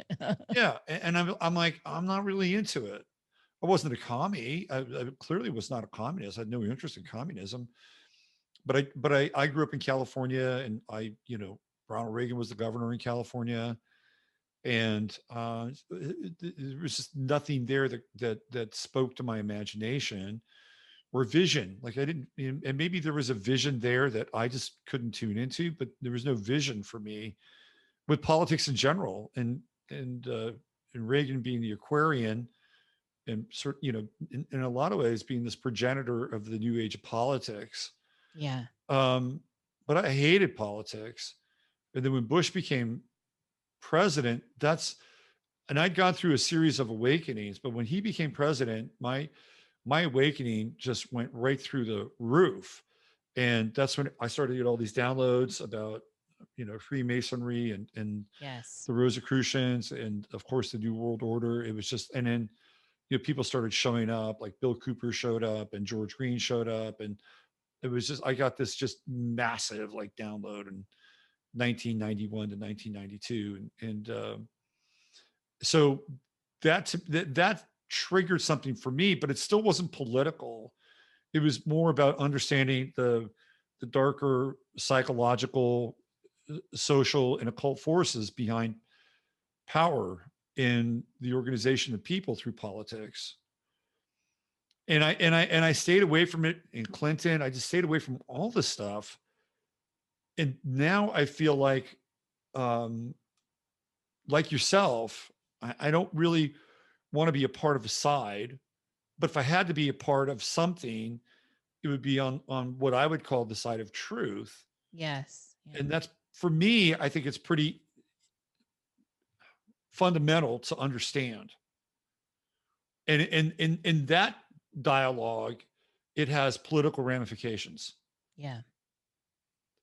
So I want to talk to you about sort of this notion, because you don't fit in the political world. No, not at all. And And I look and what's funny about that, I'm sorry to sidetrack you, but that's okay. everyone, if they're looking at me and they're looking at my art and just by glance, I think people want to throw me in this lefty category. And just because I'm offbeat and I'm strange and I'm definitely an artist and I look different from, conservative Christians. And so they want to put me in this category and I don't fit in that category. Right. Exactly. That was the next part of where I was going with this. Okay. Because you don't fit in and I don't fit in. Right. And I may look, you and I have never met, but if your videos are any indication of, how you show up and your stories about how you're perceived, I'm sure I look maybe slightly more a little mainstream than you do. Right. But I don't fit in. And I'm finding it becoming more difficult in some ways to have the awareness that we have and not fit in. Yeah. It's starting to get tricky. Yes. Today I was talking about the theocracy, and I'm seeing this very powerful, right Christian reactionary movement starting to take place. And it's starting to come out of the truth movement. Yes. And, it's starting to look and feel a lot like the Handmaid's Tale. And, and then the left is like going on and on about it. Yes. Right. And so Ted Cruz is part of this whole dominionist thing. Like there's this whole kind of dominionist ideology. The dominionists are they're called charismatic Catholics. Amy Coney Barrett is a dominionist. Mike Pence is a dominionist. So they're basically Jesuits that have a relationship with fundamental Christianity, which sounds like a complete disaster. But there's this movement that's taking place, and it's taking place as a reaction to what we're seeing with the outward manifestation of the left-handed path in obliteration and Satanism, and Satanism that's not even remotely interesting. It's almost like, it's like blasé. Yeah, it's like, cartoonish Satanism. But still, nonetheless, it's right? Like cosplay Satanism. Yeah, cosplay Satanism. But still, nonetheless, there is that thing there, and there are these unconscious people that are getting swept into this place of being mind controlled and abdicating their will as a result of this. And so you have these two forces now that seem to be squaring off against each other, and one is righteous and the other is damnation, right? And again, I don't fit into either of those camps. Yeah, same here. So we're in this weird place now. And this is starting to happen in the quote unquote truth movement. Jeffrey Doherty, I don't know if you know who Jeffrey is, but he goes by the name of the Recovering Christian or something. And Jeffrey's an interesting character. And he was down at this event in Florida called Let's Go Brandon, and it was in Brandon, Florida. And that was an event that was put together by a guy by the name of Stu Peters, who has I don't trust Stu Peters at all. No, I don't either. I don't trust him at all. Yeah. I can run down what I know about him and his little posse, but yeah, once Jeffrey got there,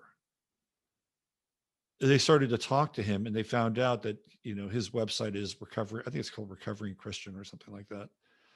And he got into a very loud verbal altercation with Stu Peters. And Stu Peters started yelling, "Didn't anyone vet this guy? Didn't anyone vet this guy?" And the issue was that Jeffrey wasn't Christian enough. Oh my God! Wow, I didn't know this. So this is where things are going now, right? The right has seen the satanic assault on their children in schools, which, by the way, is very real. Very real. Absolutely. And I stand up all against that. Exactly. Me too. Right. It's like, it's desecration of the innocence. Mm-hmm. And so they're seeing this. And so what is the ultimate, the ultimate reaction is to see that, okay, well, this is satanic, and I better hang out with these people, and this omniscient force of the universe, if we're going to do battle with this other thing. So there's this very interesting polarization that's happening, and people are choosing sides now. Mm-hmm. And I think it's getting. Just wait.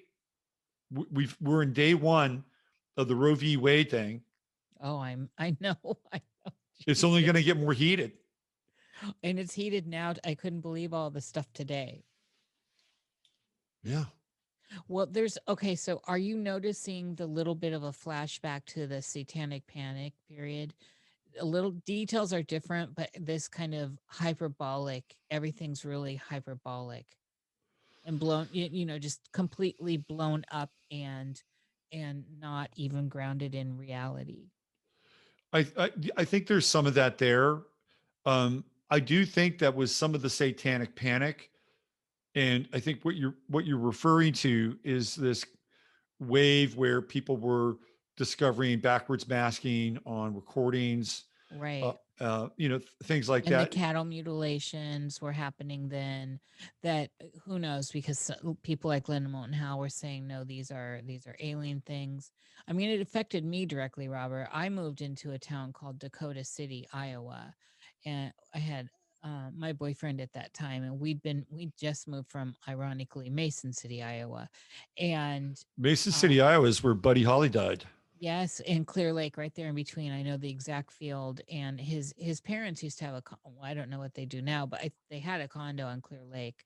But I don't know. This was in my recovery period from San Francisco, and I got into that relationship. However, we ended up in this small town called Dakota City. I'm a person who likes old houses, and I'm a person that will go to weird places because of a house.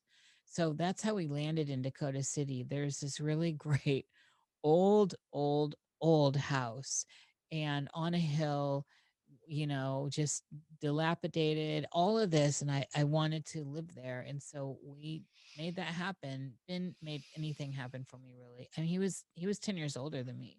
And so we get there, and there was some cattle mutilations like in the next town over, and it was this whole Satanism thing. I was unaware of it, but I was always very, I'm in my goth phase now too. Susie Sue, Bauhaus, all this. So I've got dyed dark hair, and I'm already, I'm very much a cracker. I'm very pale, and so I'm already kind of an outcast just by my appearance. And even though Benjamin was very all-American boy, he looked like Jimmy Stewart. I'm not Jimmy Stewart, James Dean. He's just had that hair and that 50s look. And, he and I looked like the odd couple, but they freaked out, and it got terrible. It got press, and eventually we got kicked out of the town. They were literally throwing rocks and stuff at the house and surrounding it, thinking that we had come in. We were these dark Satanists, satanic panics going on. And I had a friend of mine that worked at the Des Moines Register at the time come to town to record this and write it. Her name was Amber. She's now dead. And she didn't believe me. I'm like, really, after everything we've been through? So she came, and she actually made it worse, but she did record it, and she believed me by the end of that. And the town mayor came eventually, because I'm making this a fast story, and said, I can't do anything to protect you. This whole town wants to basically lynch you. They think you're responsible for these mutilations. They think you're doing dark demon Satan stuff here. You know, I can't protect you. Benjamin lost his job through this. And the next day, Ben rented a vehicle, and the whole town, it started really, it was like a scene out of the fucking Elvira movie. And the guys were very attracted to Amber and I, and then the girls got very upset about that, and that's kind of how it started. And so at first these guys were very friendly. We were young and cute, and had a big city feel to us, and because we had that vibe for real. And so this is small town Iowa, very conservative, very, very conservative. So these women were very threatened by us, and it started with the women, and then they got upset, and then it started, they're yelling outside the house every night, throwing rocks, breaking windows, saying terrible things, and they get the pastors involved, and it became a gigantic nightmare. They actually all moved, loaded up our truck and moved us out. We're still a legend there. Wow. Wow, that's something. And so that is what I'm talking about, though, with that hyperbolic, stupid, uh, Jung calls it participation mystique, which is basically what they're now calling like mass psychosis and all this, Yeah, man. where Yeah. one Yeah. person starts, and then you know how mob mentality goes. Yep. And that's how it started. But I got to live through that, and it was very scary. I was actually afraid. I'm not afraid much in my life, but that was one period where I was afraid. And now I'm seeing that kind of stuff on the world stage. It's starting to happen. And I talked about this today on my show, and I can see like the remedy for the chaos, the remedy for the darkness, the remedy for the unenlightened anarchy is more order, more control, but a theocratic order and control. It's not based on, say, the documents of the founding fathers, right? So this is to me it's troubling, because theoretically we should all rally around this thing called the truth, and the truth doesn't really. The truth is universal. It doesn't attach itself to a doctrine or a creed. Maybe to some extent a doctrine like the Declaration of Independence, to some degree the Constitution, but that should be the universal principle. And I'm finding that it's a universal principle with an asterisk.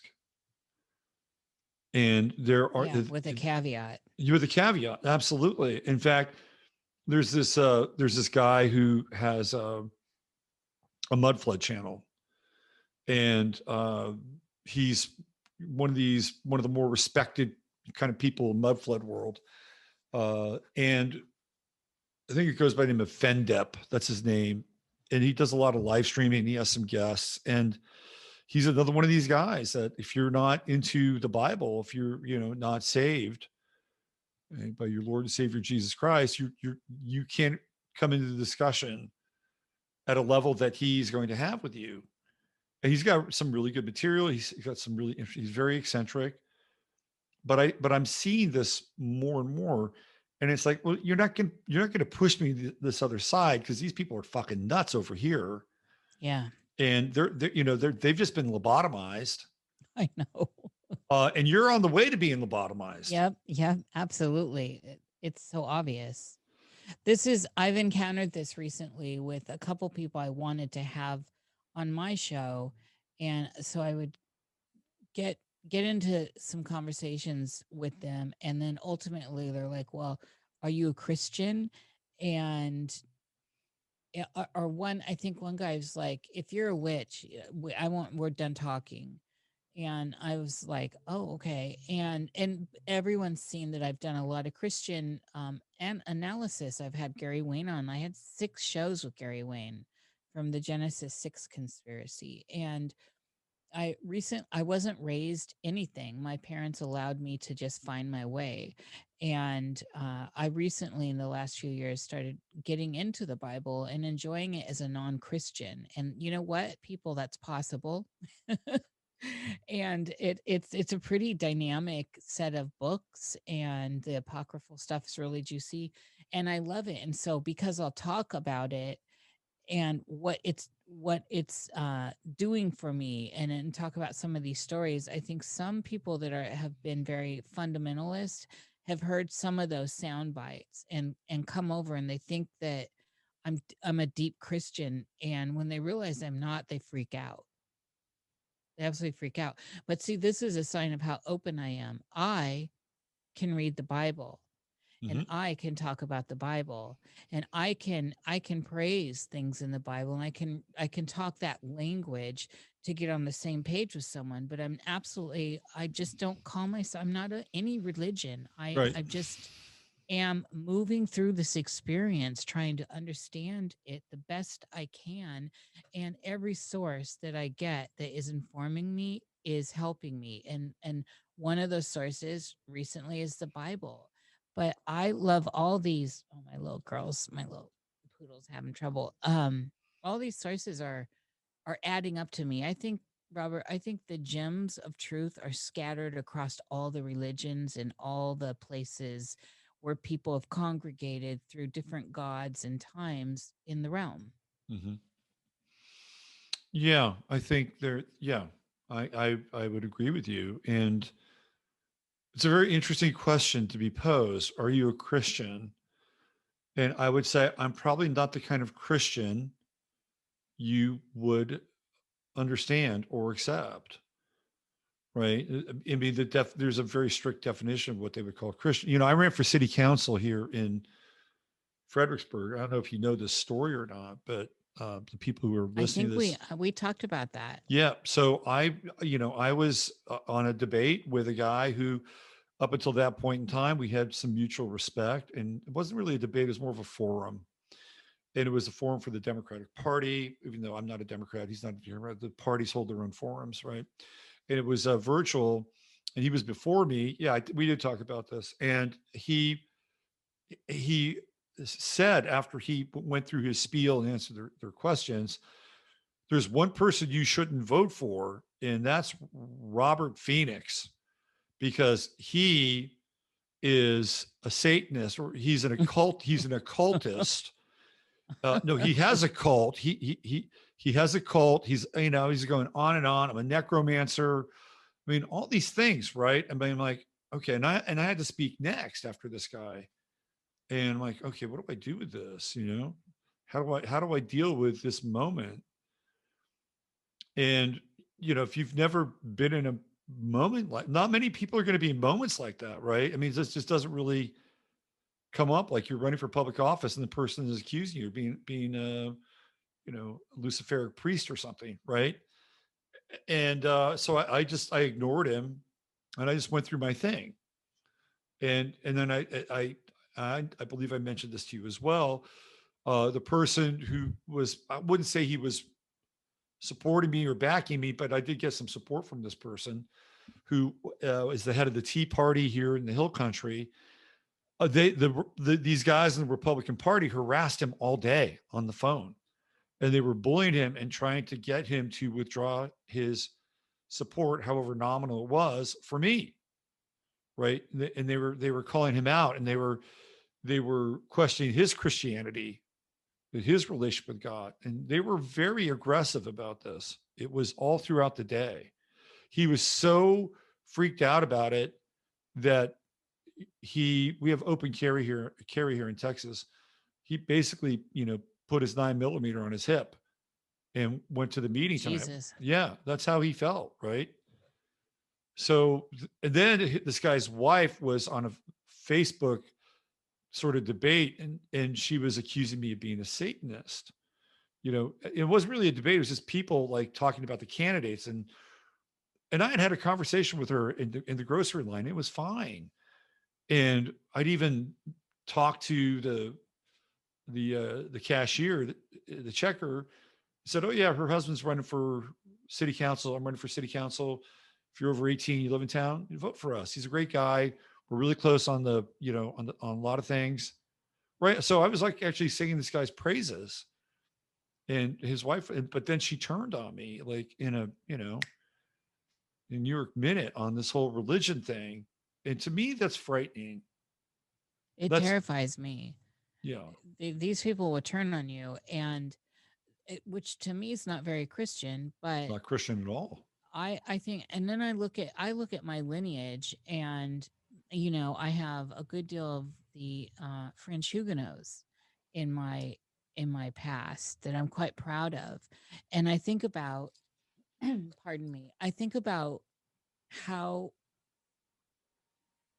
they must have felt when they wanted, they're at, some of them are at the court of Louis the 14th, and they are just being part of the scene, and then they become all of a sudden persecuted because of why? What is the plight of the French Huguenots? They wanted a common Bible that was not in Latin so that everyone could understand the word of God. And they become persecuted, almost wiped off the historical charts. They had to run to Switzerland, and they run over here to the United States. This is early on. And I'm like, okay, they're chased off by other Christians chasing other Christians, and then these Christians are chasing those Christians. And when you start looking at these larger arcs within just Christianity, you see a lot of this infighting. Like, you're not Christian enough for this Right. Christian. Right. You can believe in this God that's the same Christian God, but if you don't believe in him in this way, then you're not Christian. And you know what? I find that very unattractive. It's a closed loop. It's judgmental and closed loop. I mean, And it's absolutely the antithesis of the message. yeah. So you'll find the same thing inside the Communist Party. You're not enough of a party member. Like, that would go down, right? It would go down in the Soviet Union, in China, goes down to this very day. This is that weird qualifying, controlling kind of mechanism that humans put on other humans. Well, I actually question that. That's part of my dark will. That I don't think all of these are by the human hand, actually. So, but what you're talking about as far as this point of relevance is this: the right Christian, very conservative in response to the crazy lefties, very liberal, which of course these terms got. I used to be liberal. And to me, that was like open-minded, free thinking, allow people to have their own freedom of choice, allow people to do what they want to do as long as they're not harming others, etc. Like those, there was no thought control there. It was this whole different dynamic of what a liberal is, because now it's not. It's like communism. Yeah. And so it's in response, like you said, and it's obvious, and this is like a psychological principle, but both of these sides are so polarized now, and the worst I've ever seen it in my life, to the level of what we can look at in some of these really dynamic historical big movements I'm sure you've seen in the astrology. I mean, we're moving into one of those times. Yeah, we're ending an age, right? Pluto and Capricorn signals the end of an age, and we're really on the cusp of this, this new age, or this new aeon. And when we are in this place, there's madness, right? We're in the zone of madness now, because we're in astrology. This is something I noticed right around 2011. It really came into my consciousness, and that was when the whole Fukushima thing happened. And I looked at, because there were two major planets that were changing signs during that time. We had Neptune, which was going from Aries to Pisces, and we had Uranus, which was going from Pisces to Aries. And they were these major planets were changing signs all within a 30-day period, one of which within days of Fukushima. So they're at 28 degrees, 29 degrees, and even the run up, which is 28. And I looked at these, so I started to look at these degrees, 27 and 28, to some extent 29, but by 29, there's no energy left. But the 27th and the 28th degree of a planet is the most volatile. Those 2 degrees are the most volatile degrees. And the reason why they're volatile is because when you get to the 27th and 28th degree, everything is just in this point of supernova. Everything is just large and uncontrollable. And then when it gets to the 29th degree, where there's no energy left in the sign, everything goes dark, right? It literally becomes a black hole. And then when we get to the 0 degree, it is the birth of the new sign, right? So it starts off like a brand new sun. It's at its most potent when it's at that 0 degree. So I started to look at a lot of these 27 and 28 degree events, and it was spurred on by the whole Fukushima thing. I'm like, there's something here to these 2 degrees. And even somebody like Bill Murray, who is born on the 21st of September, which puts his sun at 28 degrees Virgo. Well, if you've ever watched Bill Murray at like the Pebble Beach and that whole golf scene, he's all over the place. He's cutting up in the sand trap. He's copping feels with other golfers. Yes. And he also does weird. I think Bill Murray's a Mason too. I read that somewhere. I would not be surprised by that. He's a high-ranking Mason, and he also does weird things like he shows up at people's like weddings and birthday parties like unannounced. He does a lot of this stuff. And to me, that's total 28 degrees Virgo. It's like he's unpredictable. The energy's all over the place. And it's just, kind of one variation, right? It's one variation. The other thing that we can learn is when we get into these final degrees, we can see where things are headed, right? We can begin to read the celestial tea leaves. And I can tell you right now, where we are at 28 degrees Capricorn, we can see where things are headed. And we are headed either through the left or the right. We're headed towards some kind of totalitarian group consciousness. That is coming. And it may last for a period of time. It may fizzle out, but you can see it right now. Right? Just watch what's going on right now. You have these 2 camps, they're divided, and both sides are absolutely and utterly convinced that their way is the way. Yeah. You mentioned The Handmaid's Tale, and I'm terrified. I watched it late, so I was able to basically binge it. And I'm terrified of that scenario. And it's just ironic that there is a Gilead in the world that has a lot of control, that its logo looks ironically like the Gilead in Handmaid's Tale. And this kind of that reality just really terrifies me personally. And why does it terrify me? Because I can see it starting to try and form. I'm starting to see like the virgining steps of it.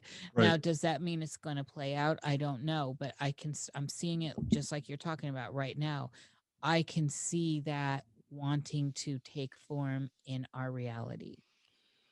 So we put up these 2 opposing realities, right? Like the Handmaid's Tale, and then we have Trans World. Yes. Pick your posse, right? I want the middle. Can everyone just be and leave everyone alone? Because I hate this. I hate this whole, and I've lost a lot of friends that, sadly, I've lost a lot of friends recently because I'm standing up against this whole LGBTQI plus agenda. And I'm not talking about real trans people. I'm not talking about real gay people. I'm talking about the agenda.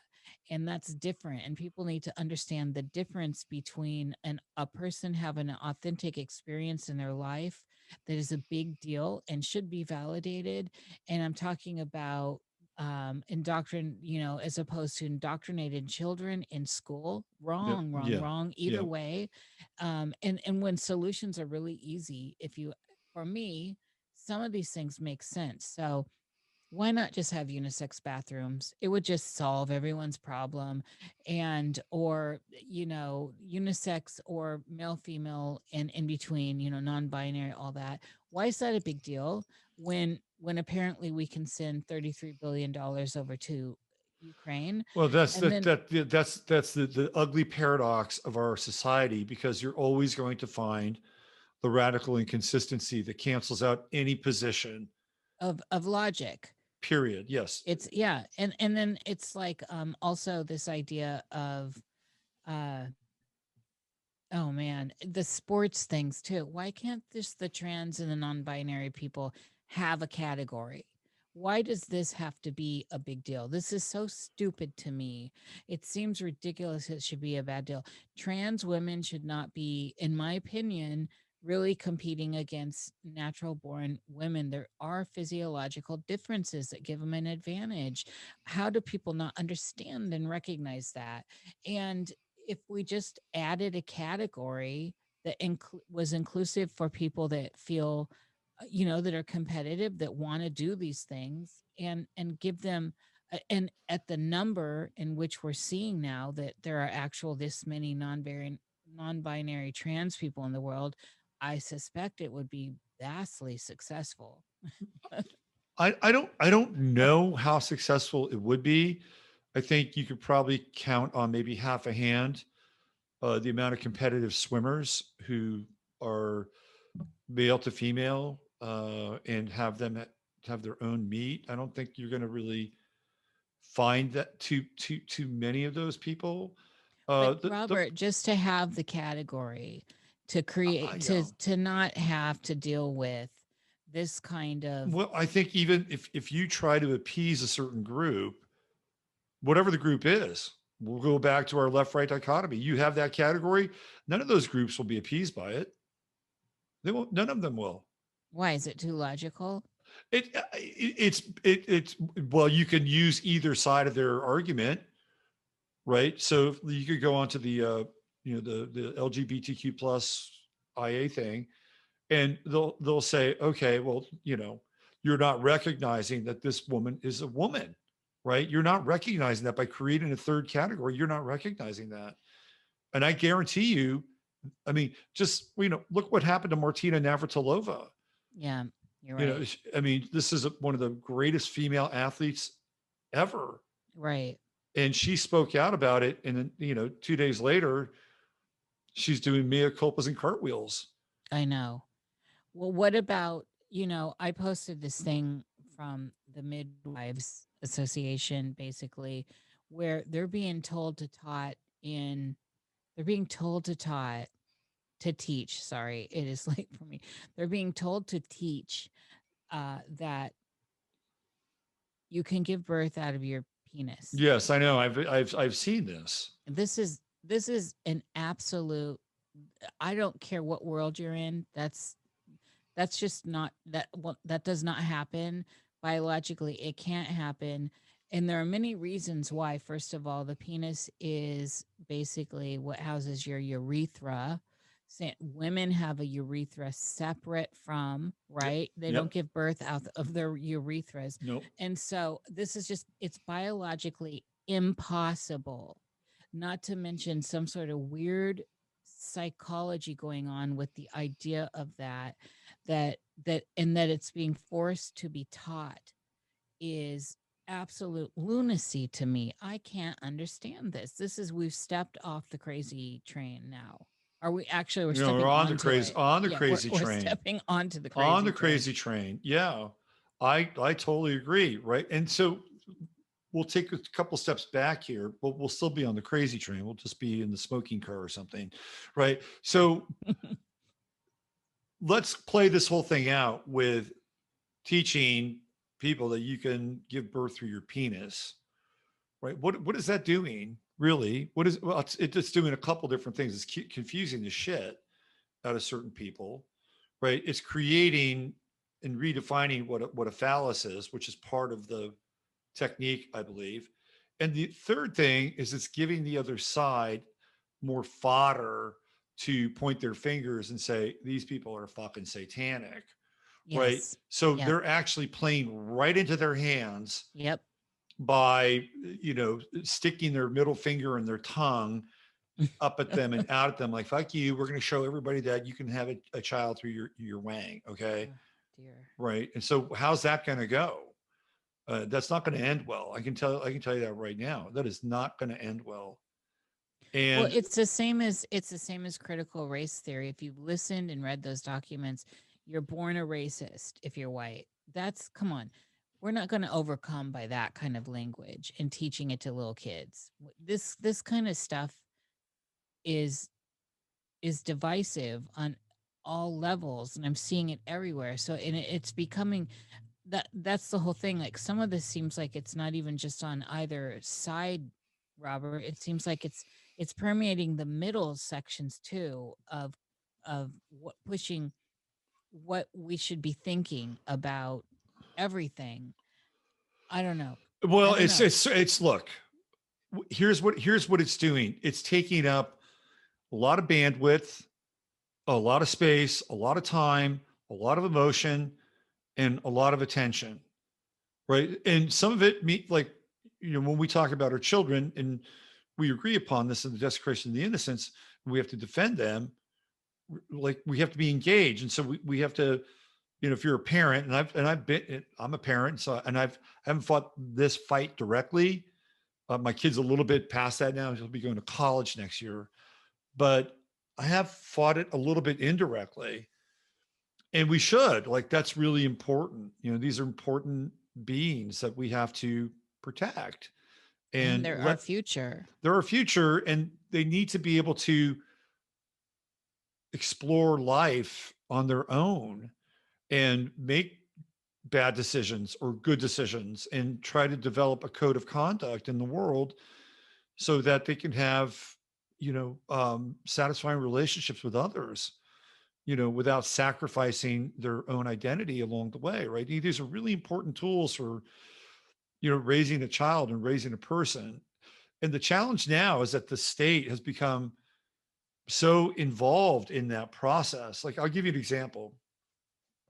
I had a client reach out to me last week and she sent me a text, and this was a swim day at a pool in North Carolina, and the pool was run by the county and run by, I believe, it had some sort of connection with the state, right? It was kids at the school and they were going there for the swim day, and I think there was going to be lessons involved. I think there was a daughter about 7 years old, and they told her, as a parent, you cannot be here to watch your child partake in this swim day and swim lessons. Oh dear. You cannot be here. Oh my God. And it was like, well, she asked why, because it fosters a sense of dependence. So here is a woman who is trying to raise her daughter, get her to have some social events and activities, learn how to swim, and the long arm of the state is basically shutting the gate of the high school pool or whatever and say you're not allowed. Now, there was a waiver that had to be signed. And in the waiver, there was a stipulation that anything that connected with the child, whether it was a still photo, a recording, anything that's a representation of their likeness, that by signing these documents, they would own that image for perpetuity. I'm like, what kind of contract is this? On the one hand, you're signing your child's rights and likeness over to this group for whatever reason, right? Maybe they just want to do a little promotional video. All the kids splash around. Oh, I had a really great day today, right? I mean, maybe it's that innocent. Maybe it's not. But the fact that they're asking for this is troubling, for perpetuity. Yes. Right. And then, oh, by the way, you can't be here with your kid. If you're a parent, what do you do with that kind of a crazy logic? I can't imagine. If you're a parent, this is goes against trying to protect and oversee the safety of your child. Period. Absolutely. Absolutely. When my kid learned how to swim, I was in the damn pool with him. Yeah, I would be too. I mean, and there's no doubt about it. Oh, they encouraged it, right? They were like, he was like 4 or 5 years old, but we were all the parents that could be in the pool with their kids were in the pool with the kids. It was just what we did. And now you can't even be on the premises. Now I know this may not be a universal thing. It's just an example of how hard it is to be a parent now, because of the bureaucracy that has just crept into like almost every single aspect of our affairs. Yeah. And that's frightening.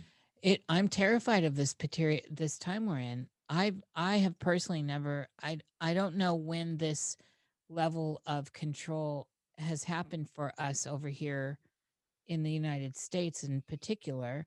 And in my lifetime, I've never seen anything like what's going on. I mean, it surpasses the 80s with all the crazy was going on with just the, the Christians and the Satanists, if you will.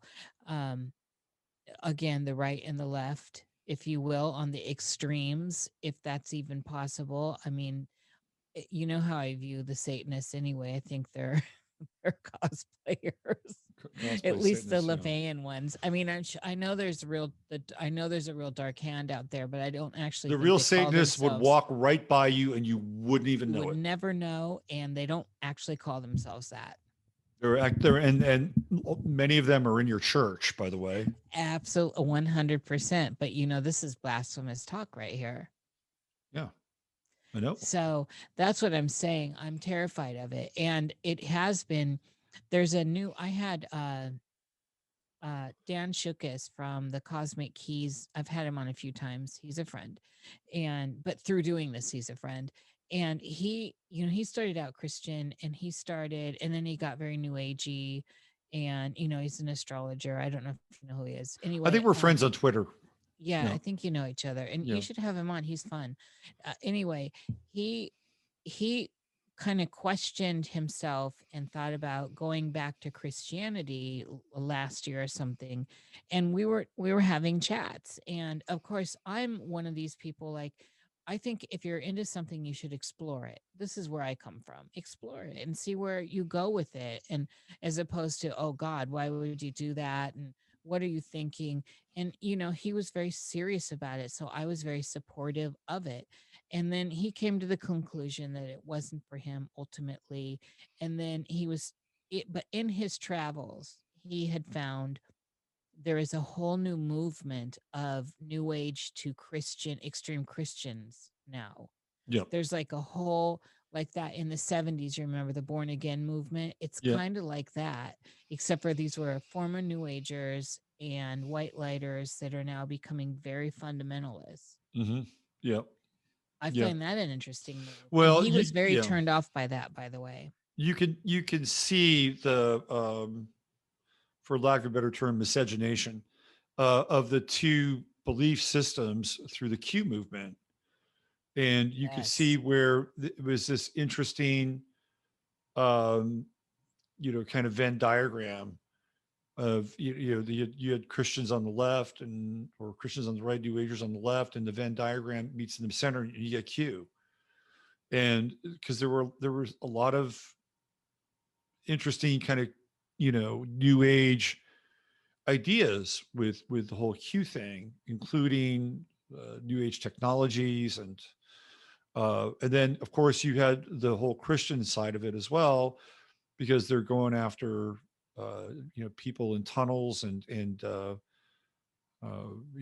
baby snatchers. And I'm not saying that stuff doesn't happen, because it does happen. It sure does. It does happen, and it's one of those things. It was one of those tricks with Q, which was, okay, we're going to talk about this. We're going to bring it out in the open. We're going to bring it through Comet Ping Pong Pizza, right?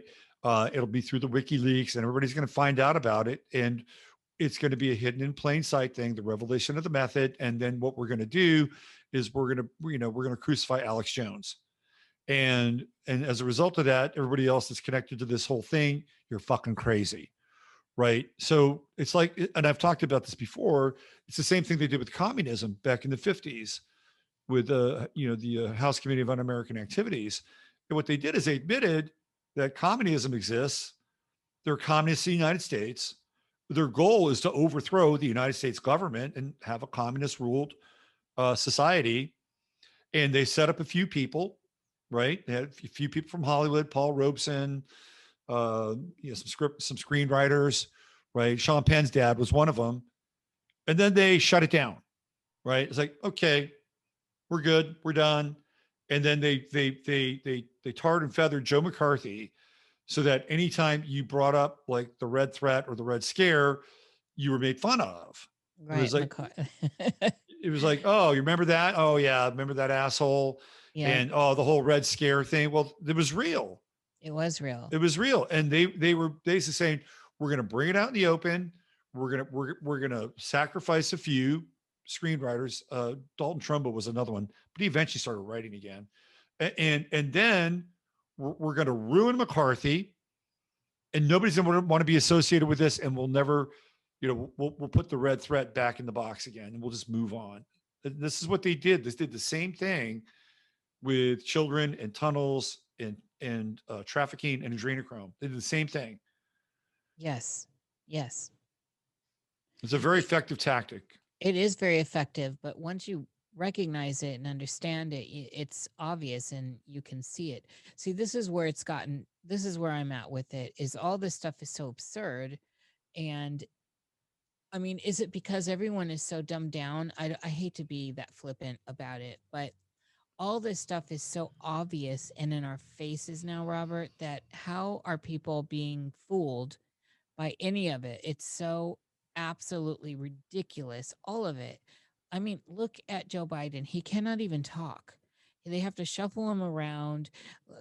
And then, I mean, oh my God, it's just there's so much crazy going on that is so clearly a play. It's all ritual theater and it's so obvious. And yet, when you talk to people that are listening and buying into it, they are 100% bought into, indoctrinated, and part of the method of this. And it surprises me that there's not more critical thinking and logic applied to this. Intelligent people are buying all of this, all of it. One side or the whatever side they're on, there are actually very intelligent people all over the field that are participating in this. And to me, it's just so obvious and in our faces that it all looks kind of cartoonish to me right now. Our whole reality looks cartoonish. Absolutely. Absolutely. And it's not just cartoonish, but it's like cartoons on drugs. I mean, it's and dangerous cartoons that, this is all dangerous right now. Yeah. Oh, without a doubt. And yeah, I think again, there are good people and there are smart people. And even on the left, right, there are so-called smart people. Like there are really intelligent people on the left. There are, for real. I mean, Yeah. I don't think we should diminish that. No, They're I'm not. scattered everywhere. There are. And so one of the things that I've noticed is that some of these people that have some degree of popularity and pull and sway in places like Twitter, they're like reformed conservatives. At least that's their story, right? Or they're reformed conservative Christians because they drank the Kool-Aid, right, at one point, and they realized that the Kool-Aid is toxic, and for them, whatever their level of imbibing was, right? And so instead of like just pulling back and saying, I'm gonna sit this one out, I'm gonna try to like come at this from a higher perspective, they just went to the other side and started doing the same thing. They just went into the left camp and said, these people are fucking evil. I was over there but they're doing the same thing now. Yes, there's a lot of that. And well, that's part of that whole new age to Christian thing that's going on too. It's like just swinging back and forth. It's crazy. It's crazy. And people are guided by their so-called moral authority. And this is what they're all trying to embrace and anchor, is this moral authority. One side has more moral authority than the other side. And it's like a contest, like who's got more moral authority than the other. And the left has done a really interesting thing lately in that they know, right? The left is really sneaky in this way. Like they know that they went beyond the pale. Like they have gone beyond the pale. And now they have to put the toothpaste back in the tube because they can see what's going on with Biden and all the numbers. And even, like here in Fredericksburg, I went to this school board meeting, and it was a land war, right, over the books. Like it was the Hatfields and the McCoys over these books in the library. And so what the right did, because they found these books in the library, in the junior high library, and I got to tell you, I wasn't aware of how disgusting these books were. I've been shocked. I've seen what's out there. So the right does something very unright like. They read passages of the books to the school board, right? That was their thing. They would go up in front of the school board, and these books were disgusting, like just disgusting.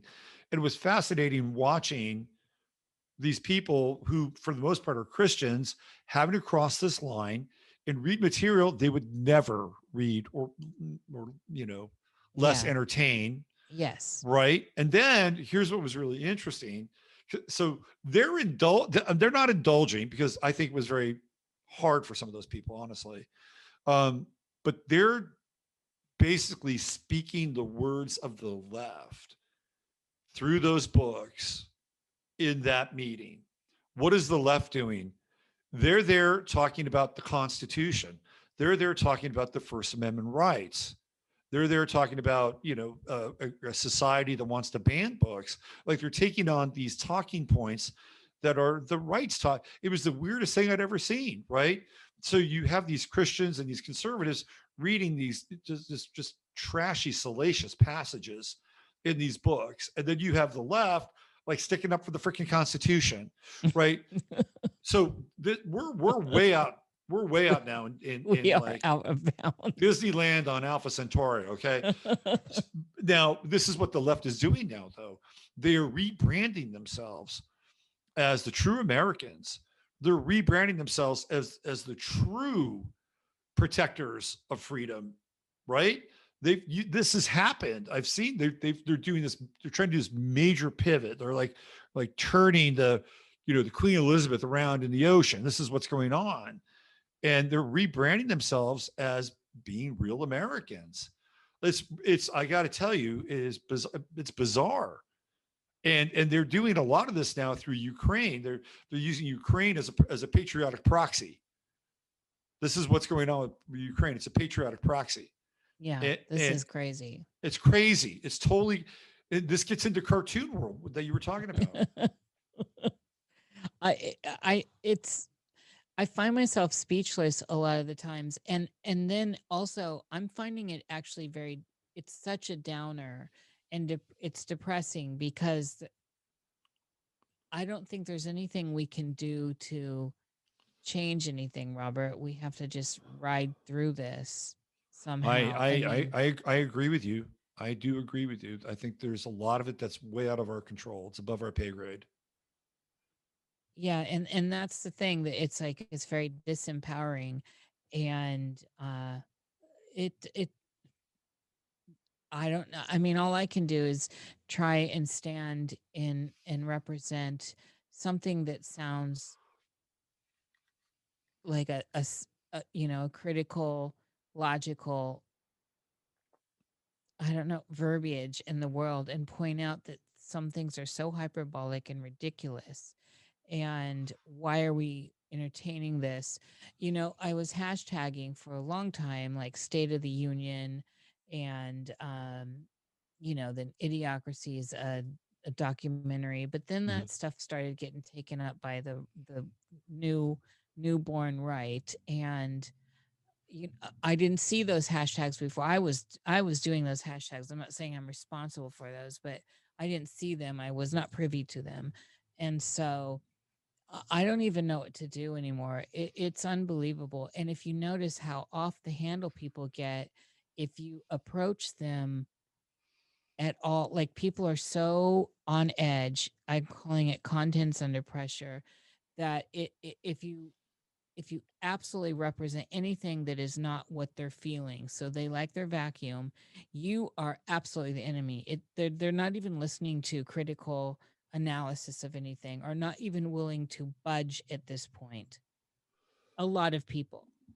I would agree with you. And getting back to what we can do and what you can do, you specifically, I think that one of the things that you do is, I think you do have a space. You personally create a space for people to come into and uh, feel, if not at home, clearly accepted, because I think you have a high degree of unconditionality. And when you were talking about uh, somebody wanting to do something, you're like, well, go ahead and explore that, right? Like that's unconditional, not like, well, I don't know about that. Yeah, maybe you want to think twice about that, right? So you have a high degree of unconditionality, I think. Not that you're like an invertebrate jellyfish or something like that. You have a spine, but it's your unconditionality that I think is profound and can help people if they're willing to be in that space. And that's a place where people can come together and interact, right? So I do think you can do something. I think you're doing exactly what you need to do is to hold that space of unconditionality and exploration and and art in a lot of ways. That this is a journey into the art of the human. So it may not necessarily tilt the scales in terms of hashtags going viral, but I think we all have a thing, and that's not the only thing that I think you can do. We all have something, right? And these things matter. They matter, believe it or not. We may not think that they do, but they mean something.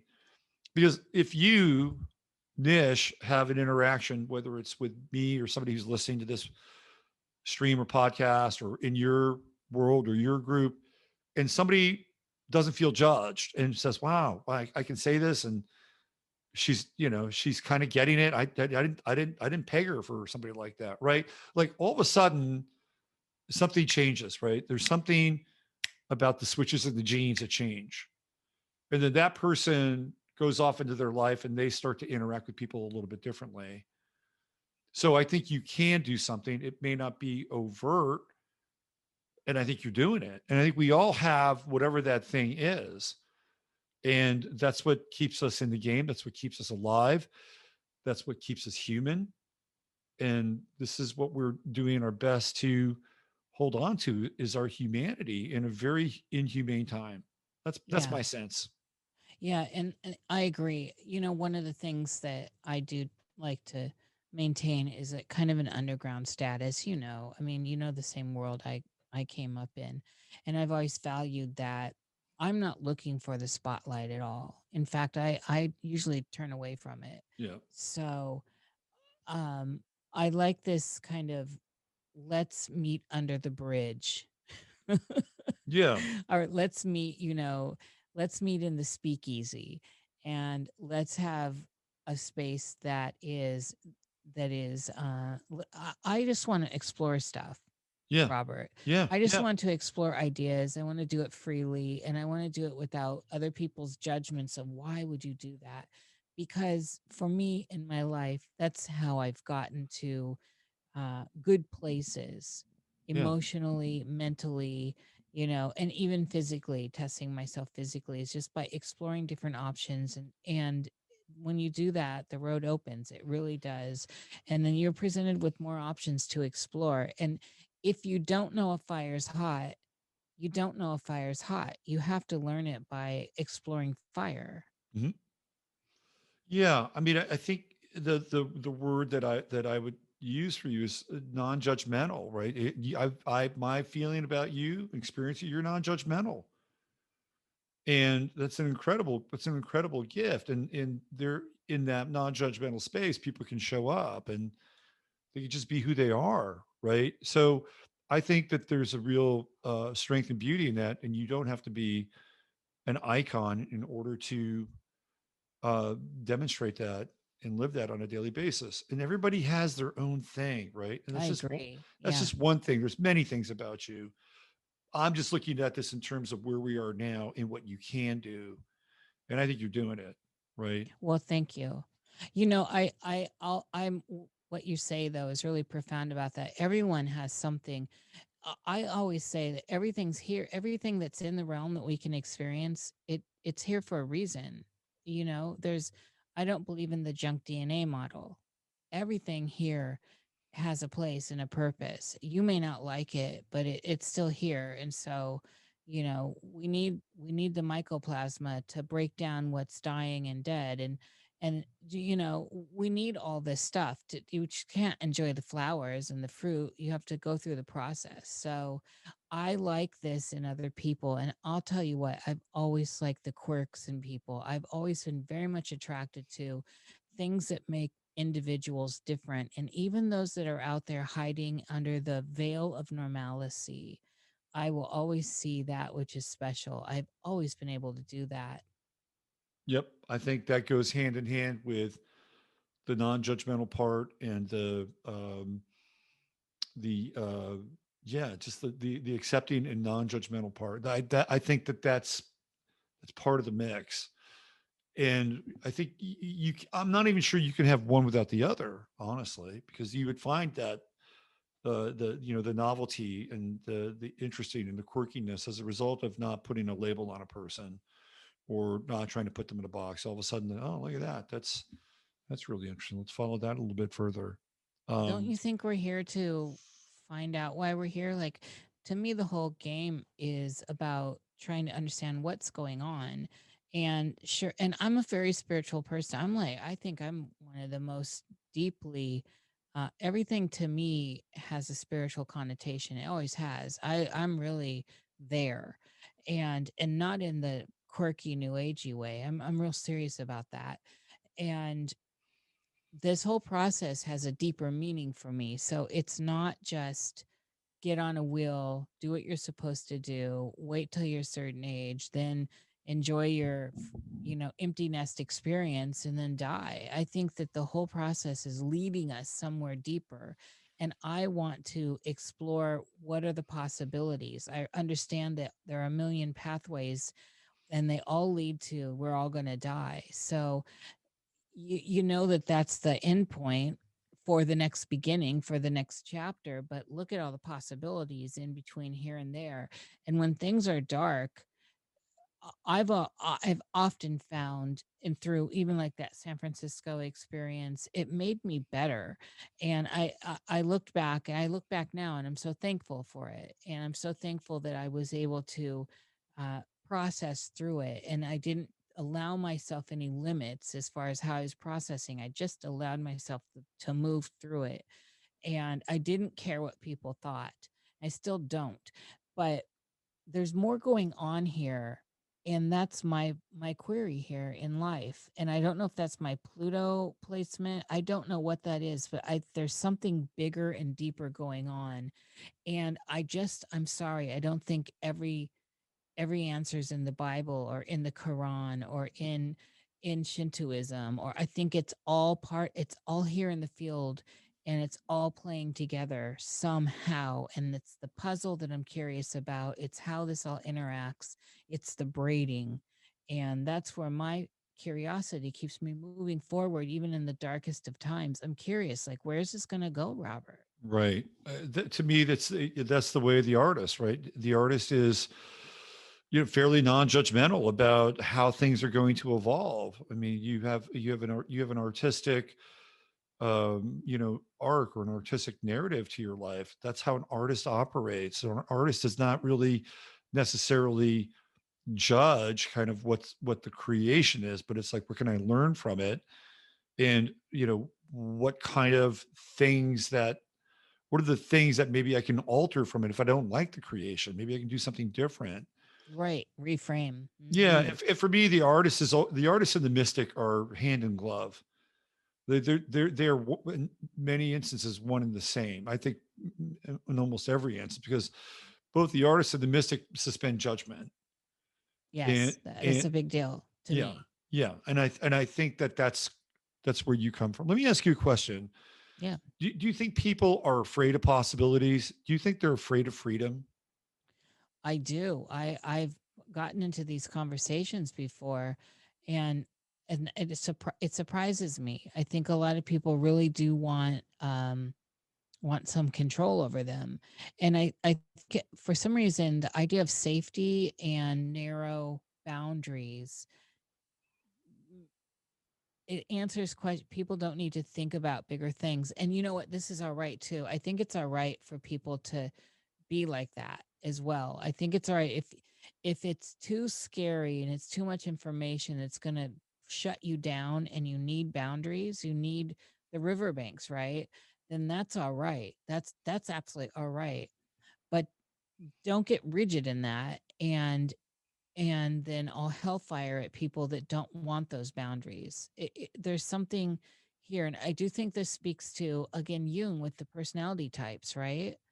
There's a lot of answers within that whole grid of categorizing different types of people, and the moods and swings and psychological wants and needs they go through.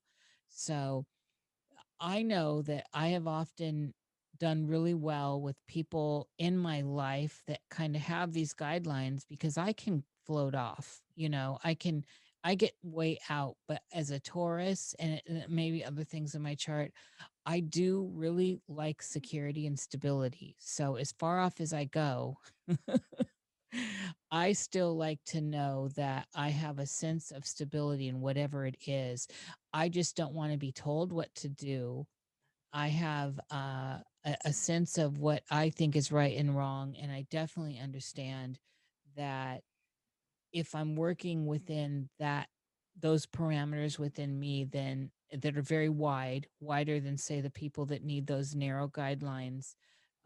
If I've got the freedom to explore and express, and still I can stay grounded somehow, then I'm a happy camper. And I recognize that's only one form of expression. See, this is the thing. I think that we need that mirror ball perspective. There's a million different reflections. Herman Hesse really brought this up, is, the million different facets of a personality as well are interesting.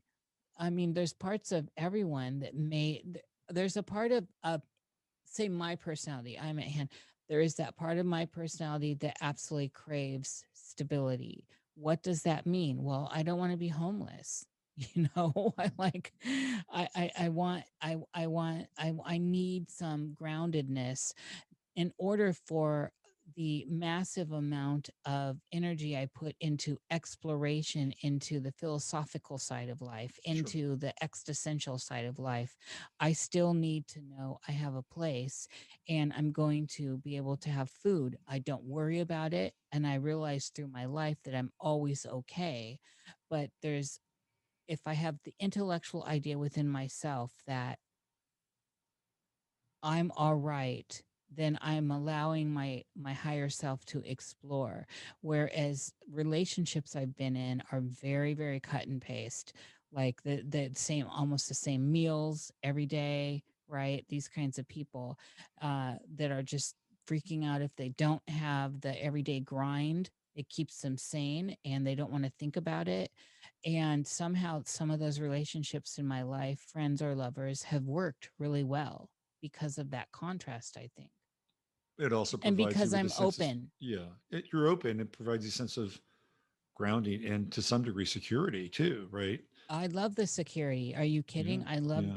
the security is the gateway to the beauty for me too. That's a So Taurus. as That's a Taurus thing. It's a total Taurus oh, thing. I'm Venusian. I'm so Venusian, Yeah. Robert. Yeah. You're just, all the uh, beauty. yeah. Cool. We were going to go look at this stuff on the Vogue side of things, but I think that would just be like a superficial like side road at Oh, this it's point. out of context with what we've Yeah. done today. Yeah. So this has been really great, and it's been great getting to know more of you through this little chat we've had here and discuss some of these things. So Yes, just in time yeah. so I can go put my ducks up. All right, go put your ducks up, and if people want to find out more about you, they can find you on Twitter and YouTube. I'll put some links there. Yeah. If there's any other way that people can access your art and what you're doing, just let me know, and we'll make that available too. Okay. Yeah, the Cosmic Salon, they can just type it in. It's everywhere podcasts play. Twitter, if you want to see me go off on my little tangents, it's under lock and key. And then Instagram is a little bit more mystical, and Oh, there's no cool. politics on my Instagram. Excellent. All right. NISSH, it's been great. Thanks for being here, taking time out, and we'll see you somewhere down the line. Okay. It's been a great pleasure. Thank you, Robert.